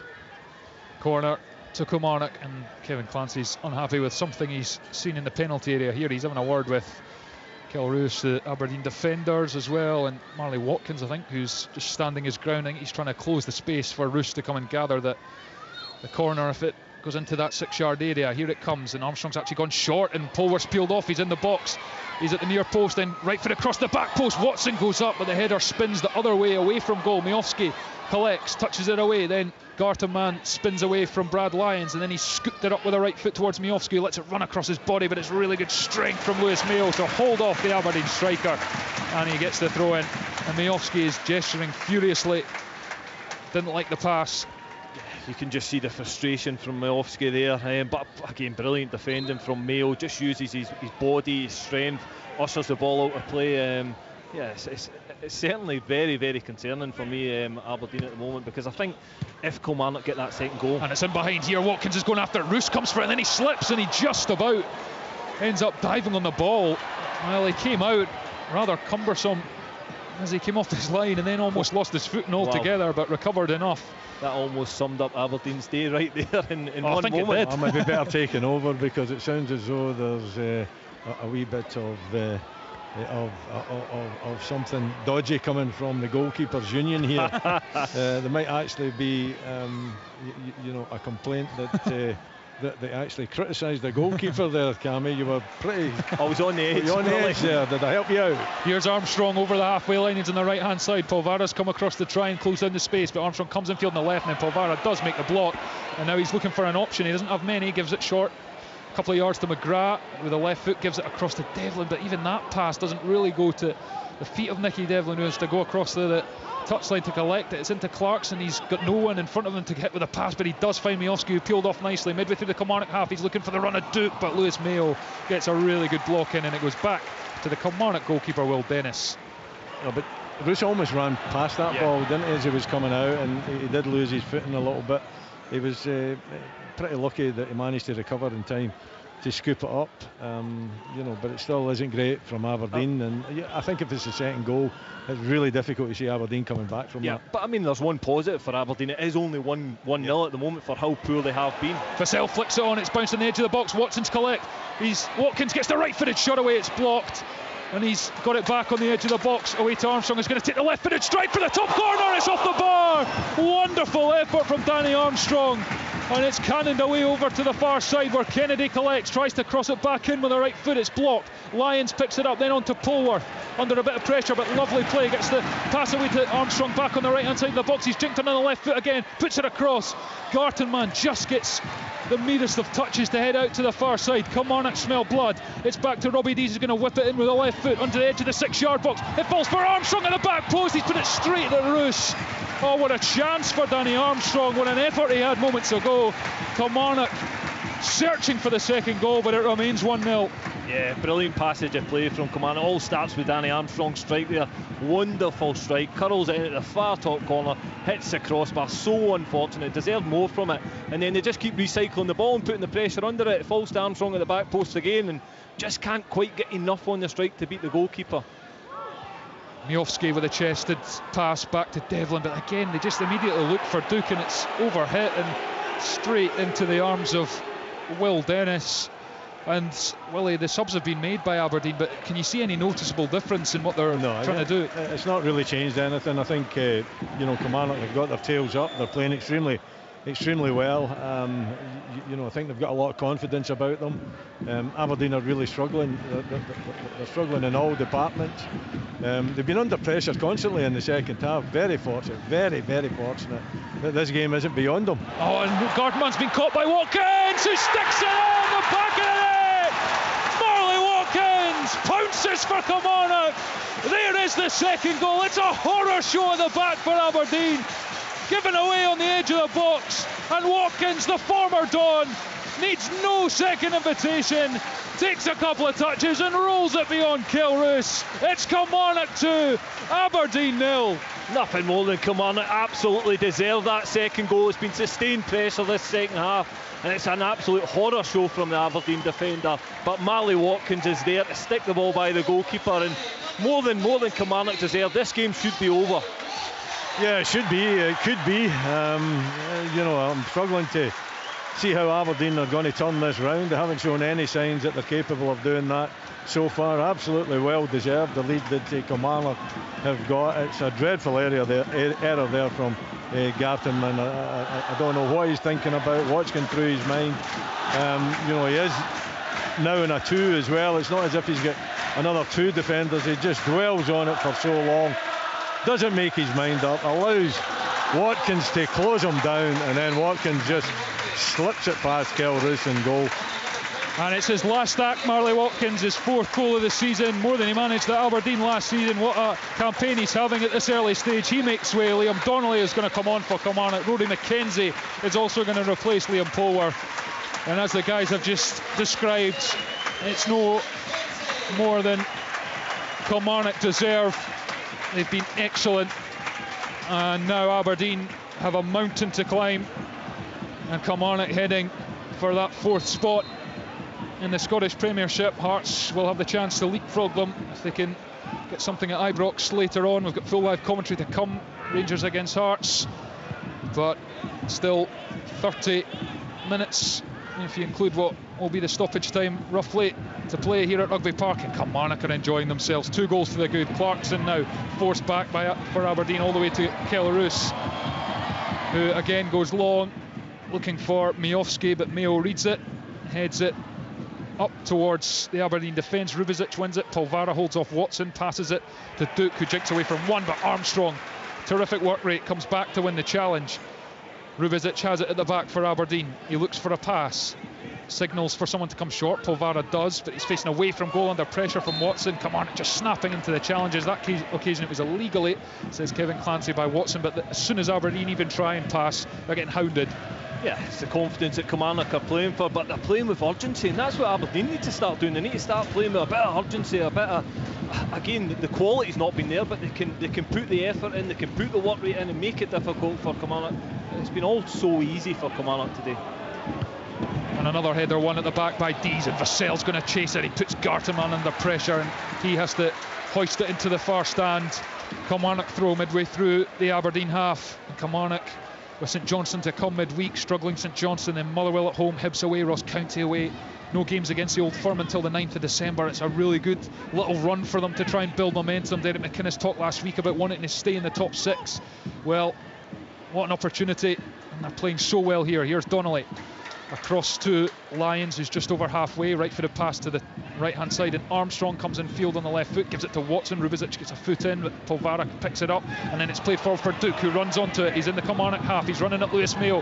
He tries to go past him, he gets the break of the ball, he's into the box. Duke, Kilmarnock get enough numbers back. Duke's cross is blocked, it comes back to Polvara, who puts it in. There's no one in a red shirt there, it bounces about, comes off Ryan Duncan's head, and then Donnelly eventually clears.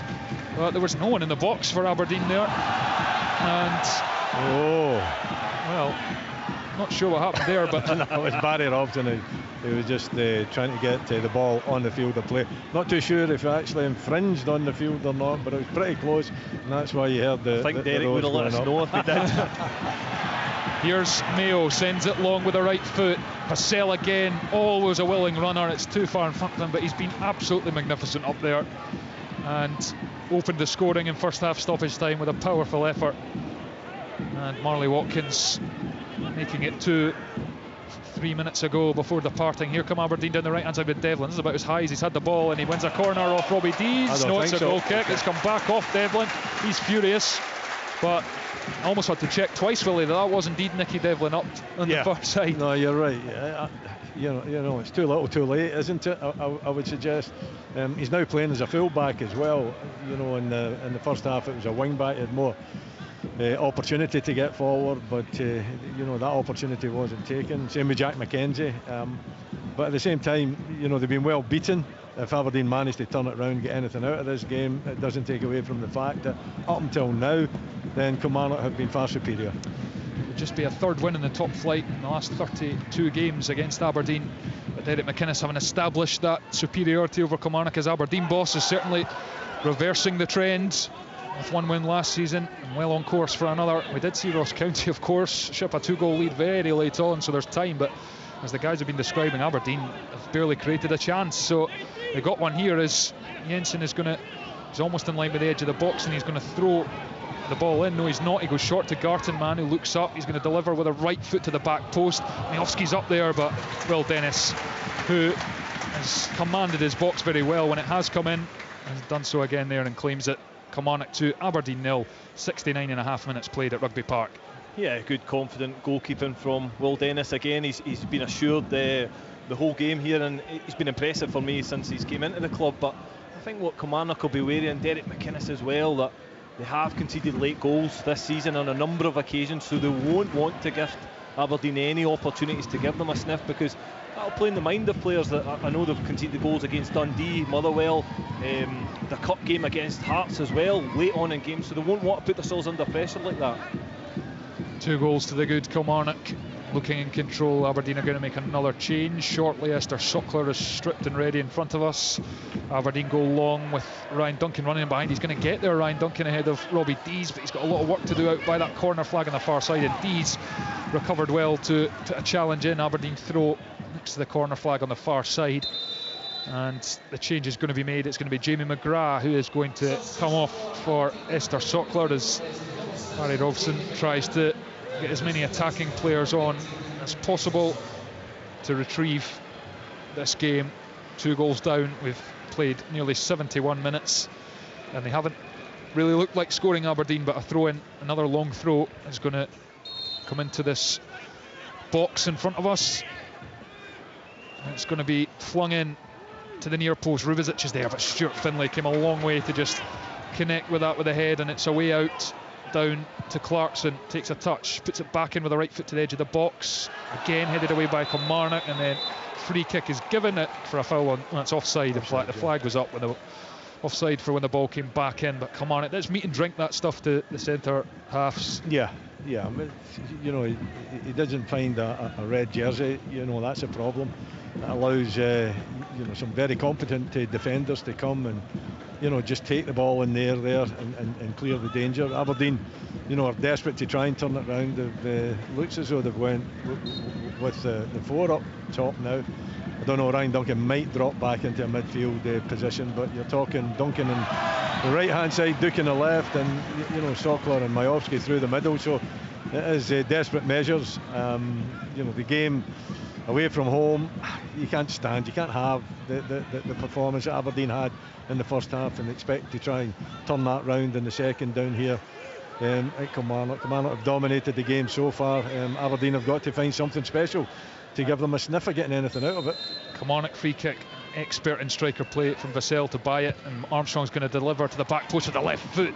Gartenmann gets a head on it for Aberdeen, and now Kennedy, who's enjoying himself, runs away from Duncan, but he's forced out towards the far left-hand touchline for Kilmarnock. They're going to get the space to cross with it straight at Kilroos, but when you're looking at what Aberdeen have been trying to do is get it long. That was an exhibition from Kyle Vassell, a long goal kick. He controlled it brilliantly, and then he won the free kick, and that's what Aberdeen haven't managed to do up the other end when they've done the same thing. Yeah, I think he's a big physical, strong striker, very experienced as well. So it doesn't surprise me. He does that on a number of occasions in games. It buys them free kicks, gets them up the pitch when they're under pressure. Well, Aberdeen have had 2 shots. Kilmarnock have had 17. That tells you everything you need to know. Jensen's long throw into the box. Can Aberdeen get one back? It's over Rubicic though, and Mayo clears comfortably enough. Gartenmann goes after it. Short pass to Jensen, who was unbalanced. Then Vassell takes it, tries to go around Gartenmann, breaks for Lyon, sends it long to Vassell, who's watching it over his shoulder, lets it bounce, takes it on the chest, then it helps onto Armstrong, who's going to sprint by Clarkson. Clarkson gets back, puts the foot in, but it is a Kilmarnock corner, and they lead by 2-0. Yeah, but they somehow managed to, from a really tight area, get themselves worked out of it. And Aberdeen, they're all over the place. I mean, you're talking about Leighton Clarkson having to go back there and put the challenge in somewhat 4 or 5 yards from his own goal line. So I think that tells you where Aberdeen are at the moment, a little bit disjointed, chasing the game because they find themselves 2 goals down. Kilmarnock would love a third. Armstrong's corner with the left foot, back post. It's causing havoc. It's still bouncing about, and then it's stabbed over the crossbar by Stuart Finlay. It was an awkward one. It was behind him, and then the whistle's actually gone for perhaps was that a free kick, or is that just a goal kick? Kevin Clancy's signalling for it. It's just a goal kick. Roos plays it short to Gartenmann. Infield to Clarkson, who's dropped in at centre half. He passes it in front of Gartenmann, who's got a little bit of AstroTurf to play with in front of him. Turns back, and it's across to the goalkeeper Kel Roos, edge of his own box, out to Rubicic, who himself has space in front. He's going to go over the halfway line, goes long with the left foot. Again, Mayo just gets in front of Majowski, who's trying to make the run in behind, and wins the header. And then Armstrong's caught late, and it'll be a free kick to Kilmarnock. Every time Aberdeen go forward, it's almost just like a hopeful ball up the pitch. There's no actual tactical play in it or precision in the pass. It's just a ball up, and they're hoping something's going to happen. it's been really, really poor. As I say, I've not seen a lot of Aberdeen this season. I don't know, Willie, is this one of the poorest performances you've seen? Yeah.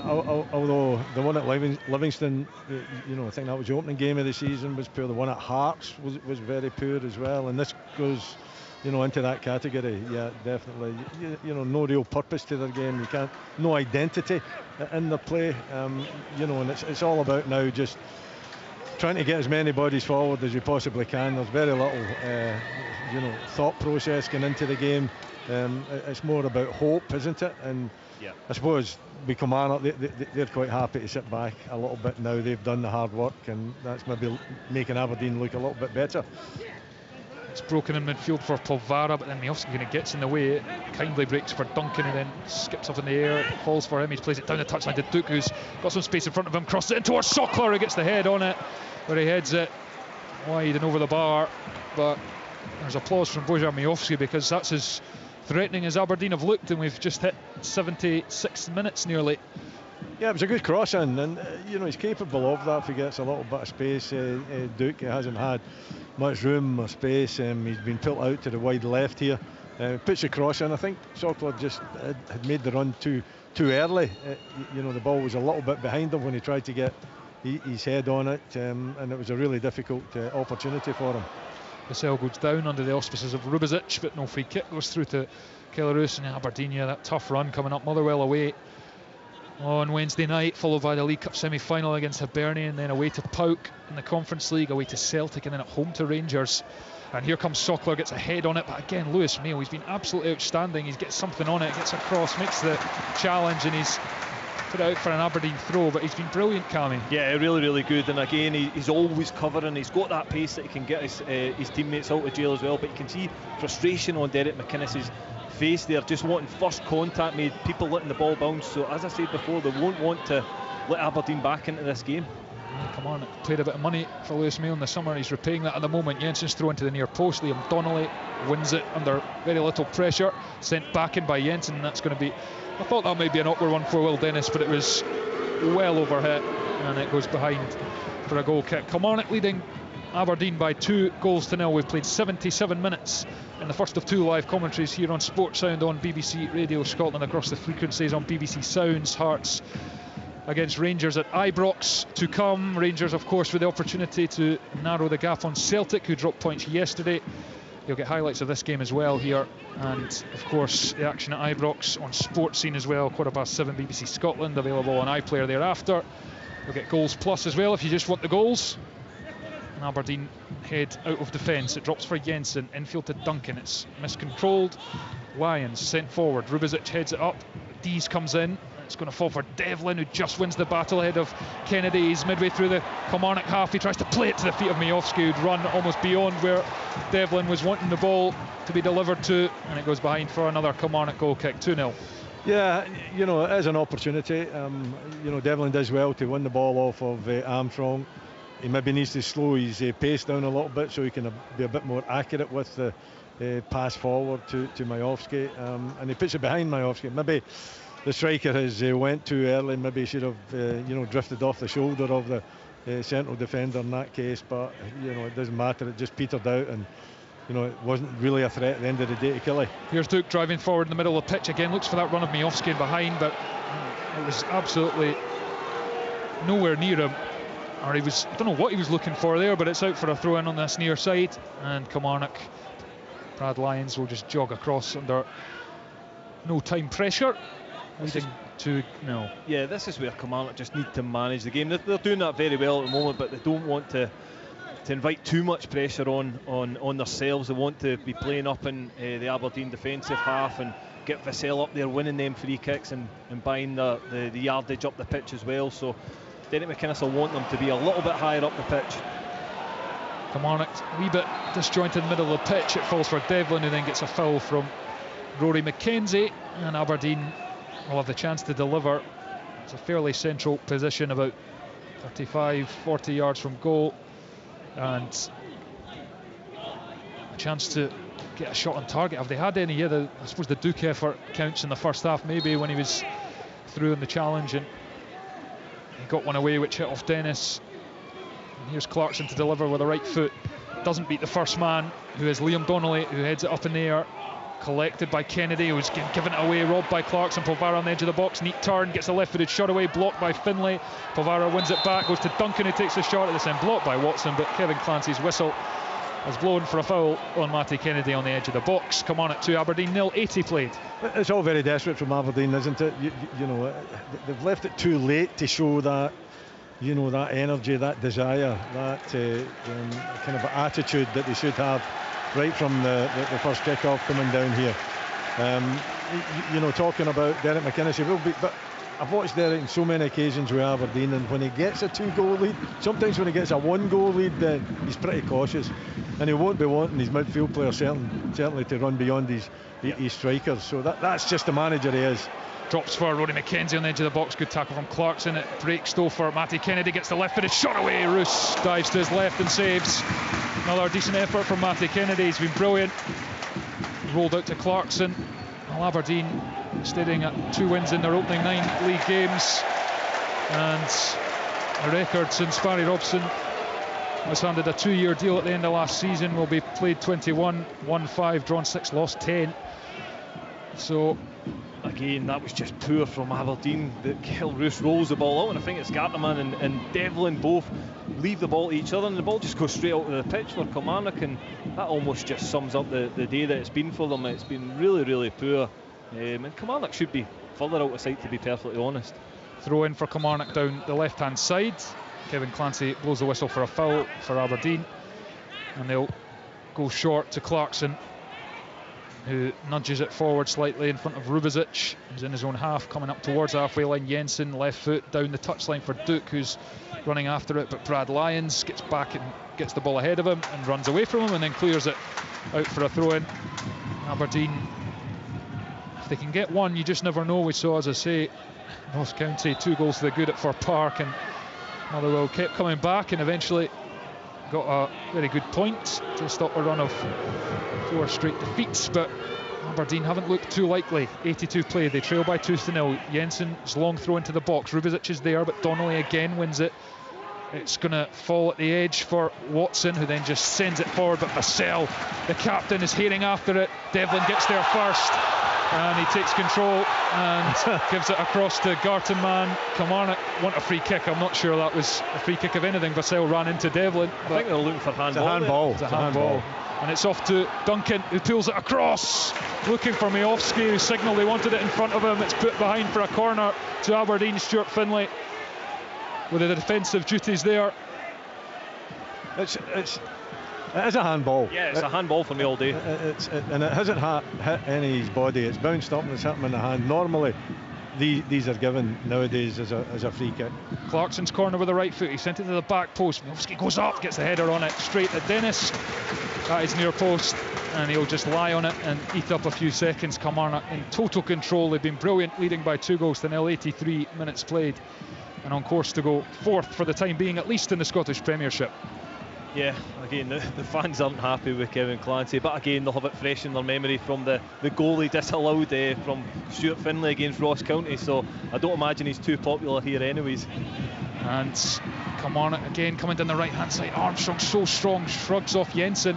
He's now one-on-one with the defender, tries the left-footed cross, which is shut down by Rubizic. Kilmarnock throw, and now it's just about making sure they keep things tight. They'll want a 3rd goal, of course, but they need to just keep doing what they're doing. Kilmarnock in total control of this game, have been from more or less the first whistle. Throw-in comes in, it's given back to McKenzie. He's on the right-hand side of the box, crosses it into Vassell, facing away from goal, takes the touch, lays it off to McKenzie, takes the shot, it's deflected behind for another corner to Kilmarnock. How many have they had this afternoon? Incredible, an outrageous little flick from Danny Armstrong over the defender's head, and that just shows how easy it's been this afternoon for Killie. You know, it's Jensen. Jensen's what? He's 6'2", isn't he? And you've got. And I know Danny Armstrong's got a low centre of gravity and he's quite a strong. But come on, give me a break. Corner. Shouldn't happen. Corner to Kilmarnock over on the far side. Hand goes up from Kennedy. He's going to put it in with the right boot to the back post. Again, Kilmarnock get up, but it falls for Donnelly in the box. He's facing away from goal, and Aberdeen pounce, and here comes Miofsky, takes it past Brad Lyons, who brings him down in Aberdeen's half, and it'll be a free kick, and it'll be a yellow card as well for Brad Lyons. Yeah, again, it's a clever free kick. Miofsky's trying to get away on the breakaway up the pitch, and Brad Lyons just leaves his body in the way and obstructs him, and for me it probably is a yellow card. Rubizic is going to take this free kick for Aberdeen. Looks long, up to Duke on the edge of the box, who gets something on it. Good leap, but it falls for Lyons, who balloons it up, down, back into Aberdeen territory. Bounces, Rubizic catches it and takes the throw into the goalkeeper. But Aberdeen, in truth, don't look like they have the belief, given what's happened in the previous 85.5 minutes, that they can get back into this game. Rubizic over halfway, right-footed past to Polvara, first time to Clarkson, who then gives it to Duke on the edge of the box, out to the left-hand side, and Duncan shimmies, puts it back on the left foot, crosses blocked, back to Duncan, and goes backwards to Jensen down the left-hand side. Left-footed pass for Duke in the box, turns away, shut down by Donnelly though. Good recovery, blocked off Donnelly, out for a throw into Aberdeen, who trail by 2-0. Yeah, it's good defending, better play from Aberdeen as well. You know, a little bit of thought going into it, managing to string some passes together. Duke not being able to get away from his marker, but that's down to good defending from Kilmarnock. Jensen's throw in to the near post. Vassell's back, heads it to the edge where Kennedy collects ahead of Gartenmann, shimmies away from the defender. His pass though is read by Clarkson, picked off, but then Clarkson tries to go beyond Vassell. He's been absolutely brilliant, wins the free kick from Polvara. Sensational from the Kilmarnock captain, it really is. Yeah, brilliant, real captain's performance, taking responsibility there, just taking the ball up, winning another free kick to slow the game up. Exactly what Derek McInnes will want from his skipper there. Brilliant from Vassell today. Just over 3 minutes left of the 90. Kilmarnock under no real pressure as they look to see out this game and get back-to-back victories, back-to-back home victories, to that strong home record. Long, which Rubizic deals with. Now Jensen up to Duke midway through the Aberdeen half, and then Miofsky's helped it over the back, and Sockler's chasing after it with Finlay. Gathers on the edge of the box, passes back to Duncan, who's on the edge, drops the shoulder, drives towards the byline. Stuart Finlay watches on the left-hand side of the box, puts the block in, and then Duncan thinks he's got the corner, but it hit off him as he looked to leave it, and Kevin Clancy signals for the goal kick, and that very much sums up Aberdeen's afternoon. You're absolutely right. It looked as though it was going out for a corner. It was some decent play from Aberdeen. The ball seemed to spin, come off the line itself, hit Ryan Duncan in the chest and go over the line for the goal kick. And it just takes any impetus that Aberdeen had in the build-up and the decent play that they had. It just drains that out of the minds of the players, I would suggest. Long from Will Dennis, the Kilmarnock goalkeeper. It's over everyone, out to over Armstrong as he leapt up, but you know, you could name any number of the 11 Kilmarnock players and the subs who have been brilliant, Cammy, and there's a clash there between Sockler and Stuart Finlay, and Sockler's done for the foul and he's booked as well. It was late, and then he's had a little nibble at Robbie Dees as well, goes in the book. Esther Sockler, and sheer frustration from the Aberdeen substitute. Yeah, I think he's just left one on him there. You can see his reaction when he's walked away from it. He knows he has done that as well, so he's accepted the yellow card. But again, it's a break of play that Kilmarnock will be happy for, back in possession of the ball. I've just been shown some breaking news here that Stephen McLean has left his position as St Johnstone manager. It's big news. Obviously, I can't say, maybe Cammy, you'd be surprised after that post-match interview at St Mirren yesterday. No, listen, the comments he made yesterday, I was doing the results show, and I said at the time that it's not great, it's not what players will want to hear when you're down in confidence. The manager saying that you might never play for him game, so that certainly doesn't surprise me that that's happened today. Yeah, we'll get into that after this game here at Rugby Park. Kilmarnock are making substitutions in the 89th minute. 2 goals for the good. It's going to be Dallas and Davies to come on, and Danny Armstrong gets a standing ovation, as he well deserves, as does Matthew Kennedy. They've been absolutely brilliant, and Kilmarnock on course to victory. Yeah, two players that have been really influential in this game. Matty Kennedy, for me, is one of the standouts. I think he's brought that energy to the team and just his skill and ability as well. But Kyle Vassell's a workhorse up front and has really led the line really, really well today. Rubizic wins the header ahead of Vassell, but it's got with McKenzie on the edge of the box. Then a challenge goes in, breaks for Jensen, clears it up to Mayo, who sends it back. Jensen's underneath it, heads it up the touchline, but Watson gets in front of Polvara, bobbles about for a bit. Clarkson collects, sends it forward with the right boot. Miofsky again forlornly chases it as the defender gets there first. Mayo puts it out for a throw in. 4 minutes of stoppage time for Aberdeen to produce a miracle, but let's be honest, Kilmarnock have been completely dominant in this game from the start, and they're 2-0 up. Throw in short to Miofsky, gives it back to Jensen on the left hand side. Jensen goes back to Clarkson, but I thought he was going to Clarkson, but it evaded Clarkson and went to Garterman. Clarkson gives it back to Jensen on the left hand side, looks for the pass infield to Miofsky. Again, it's cut out, and then it's on to Kilmarnock, who go up the field halfway. It's Davis out on the left hand side, goes back to Dees, who goes back to Will Dennis. Kilmarnock comfortable enough with the result, and it's long and Garterman, it's bouncing. Vassell puts the arm up and he's penalised. If he wasn't, he was through on goal there, but he maybe just put his arm up a wee bit on the back of the defender. He's got to be cuter than that, isn't he? You know, a little touch in the back perhaps, keeping his arms by his side. He's got two palms in the back of I think it was Garterman, and pushes him to the ground, and then he's complaining to the referee when the referee gives a free kick. 3 minutes of the 4 added left. Kilmarnock leading Aberdeen by 2-0. Vassell's goal in first half stoppage time, wonderful low strike, and then the second, Watkins against his old club profiting on a mistake. That's the difference between the sides, but Kilmarnock have been magnificent, and Donnelly puts a challenge in it on Duncan. Aberdeen throw just over the halfway line in the Kilmarnock half.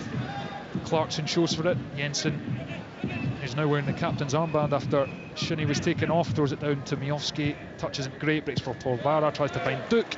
Stuart Finlay comes across and shells it into the stand as we tick towards the full-time whistle. Jensen will try and throw this into the box, give Aberdeen at least one goal, something to cling to before their midweek trip to Motherwell, because at the moment they're heading there with a record of 2 wins in 9 games in the Premiership this season. Clarkson left hand side, floats it in with the right foot. Again, Mayo's there with the header. Is it going to go for a corner? No. Lyons gets there and makes sure it's a throw in only. Typifies the work rate right across the Kilmarnock side this afternoon. Jensen will throw this into the box.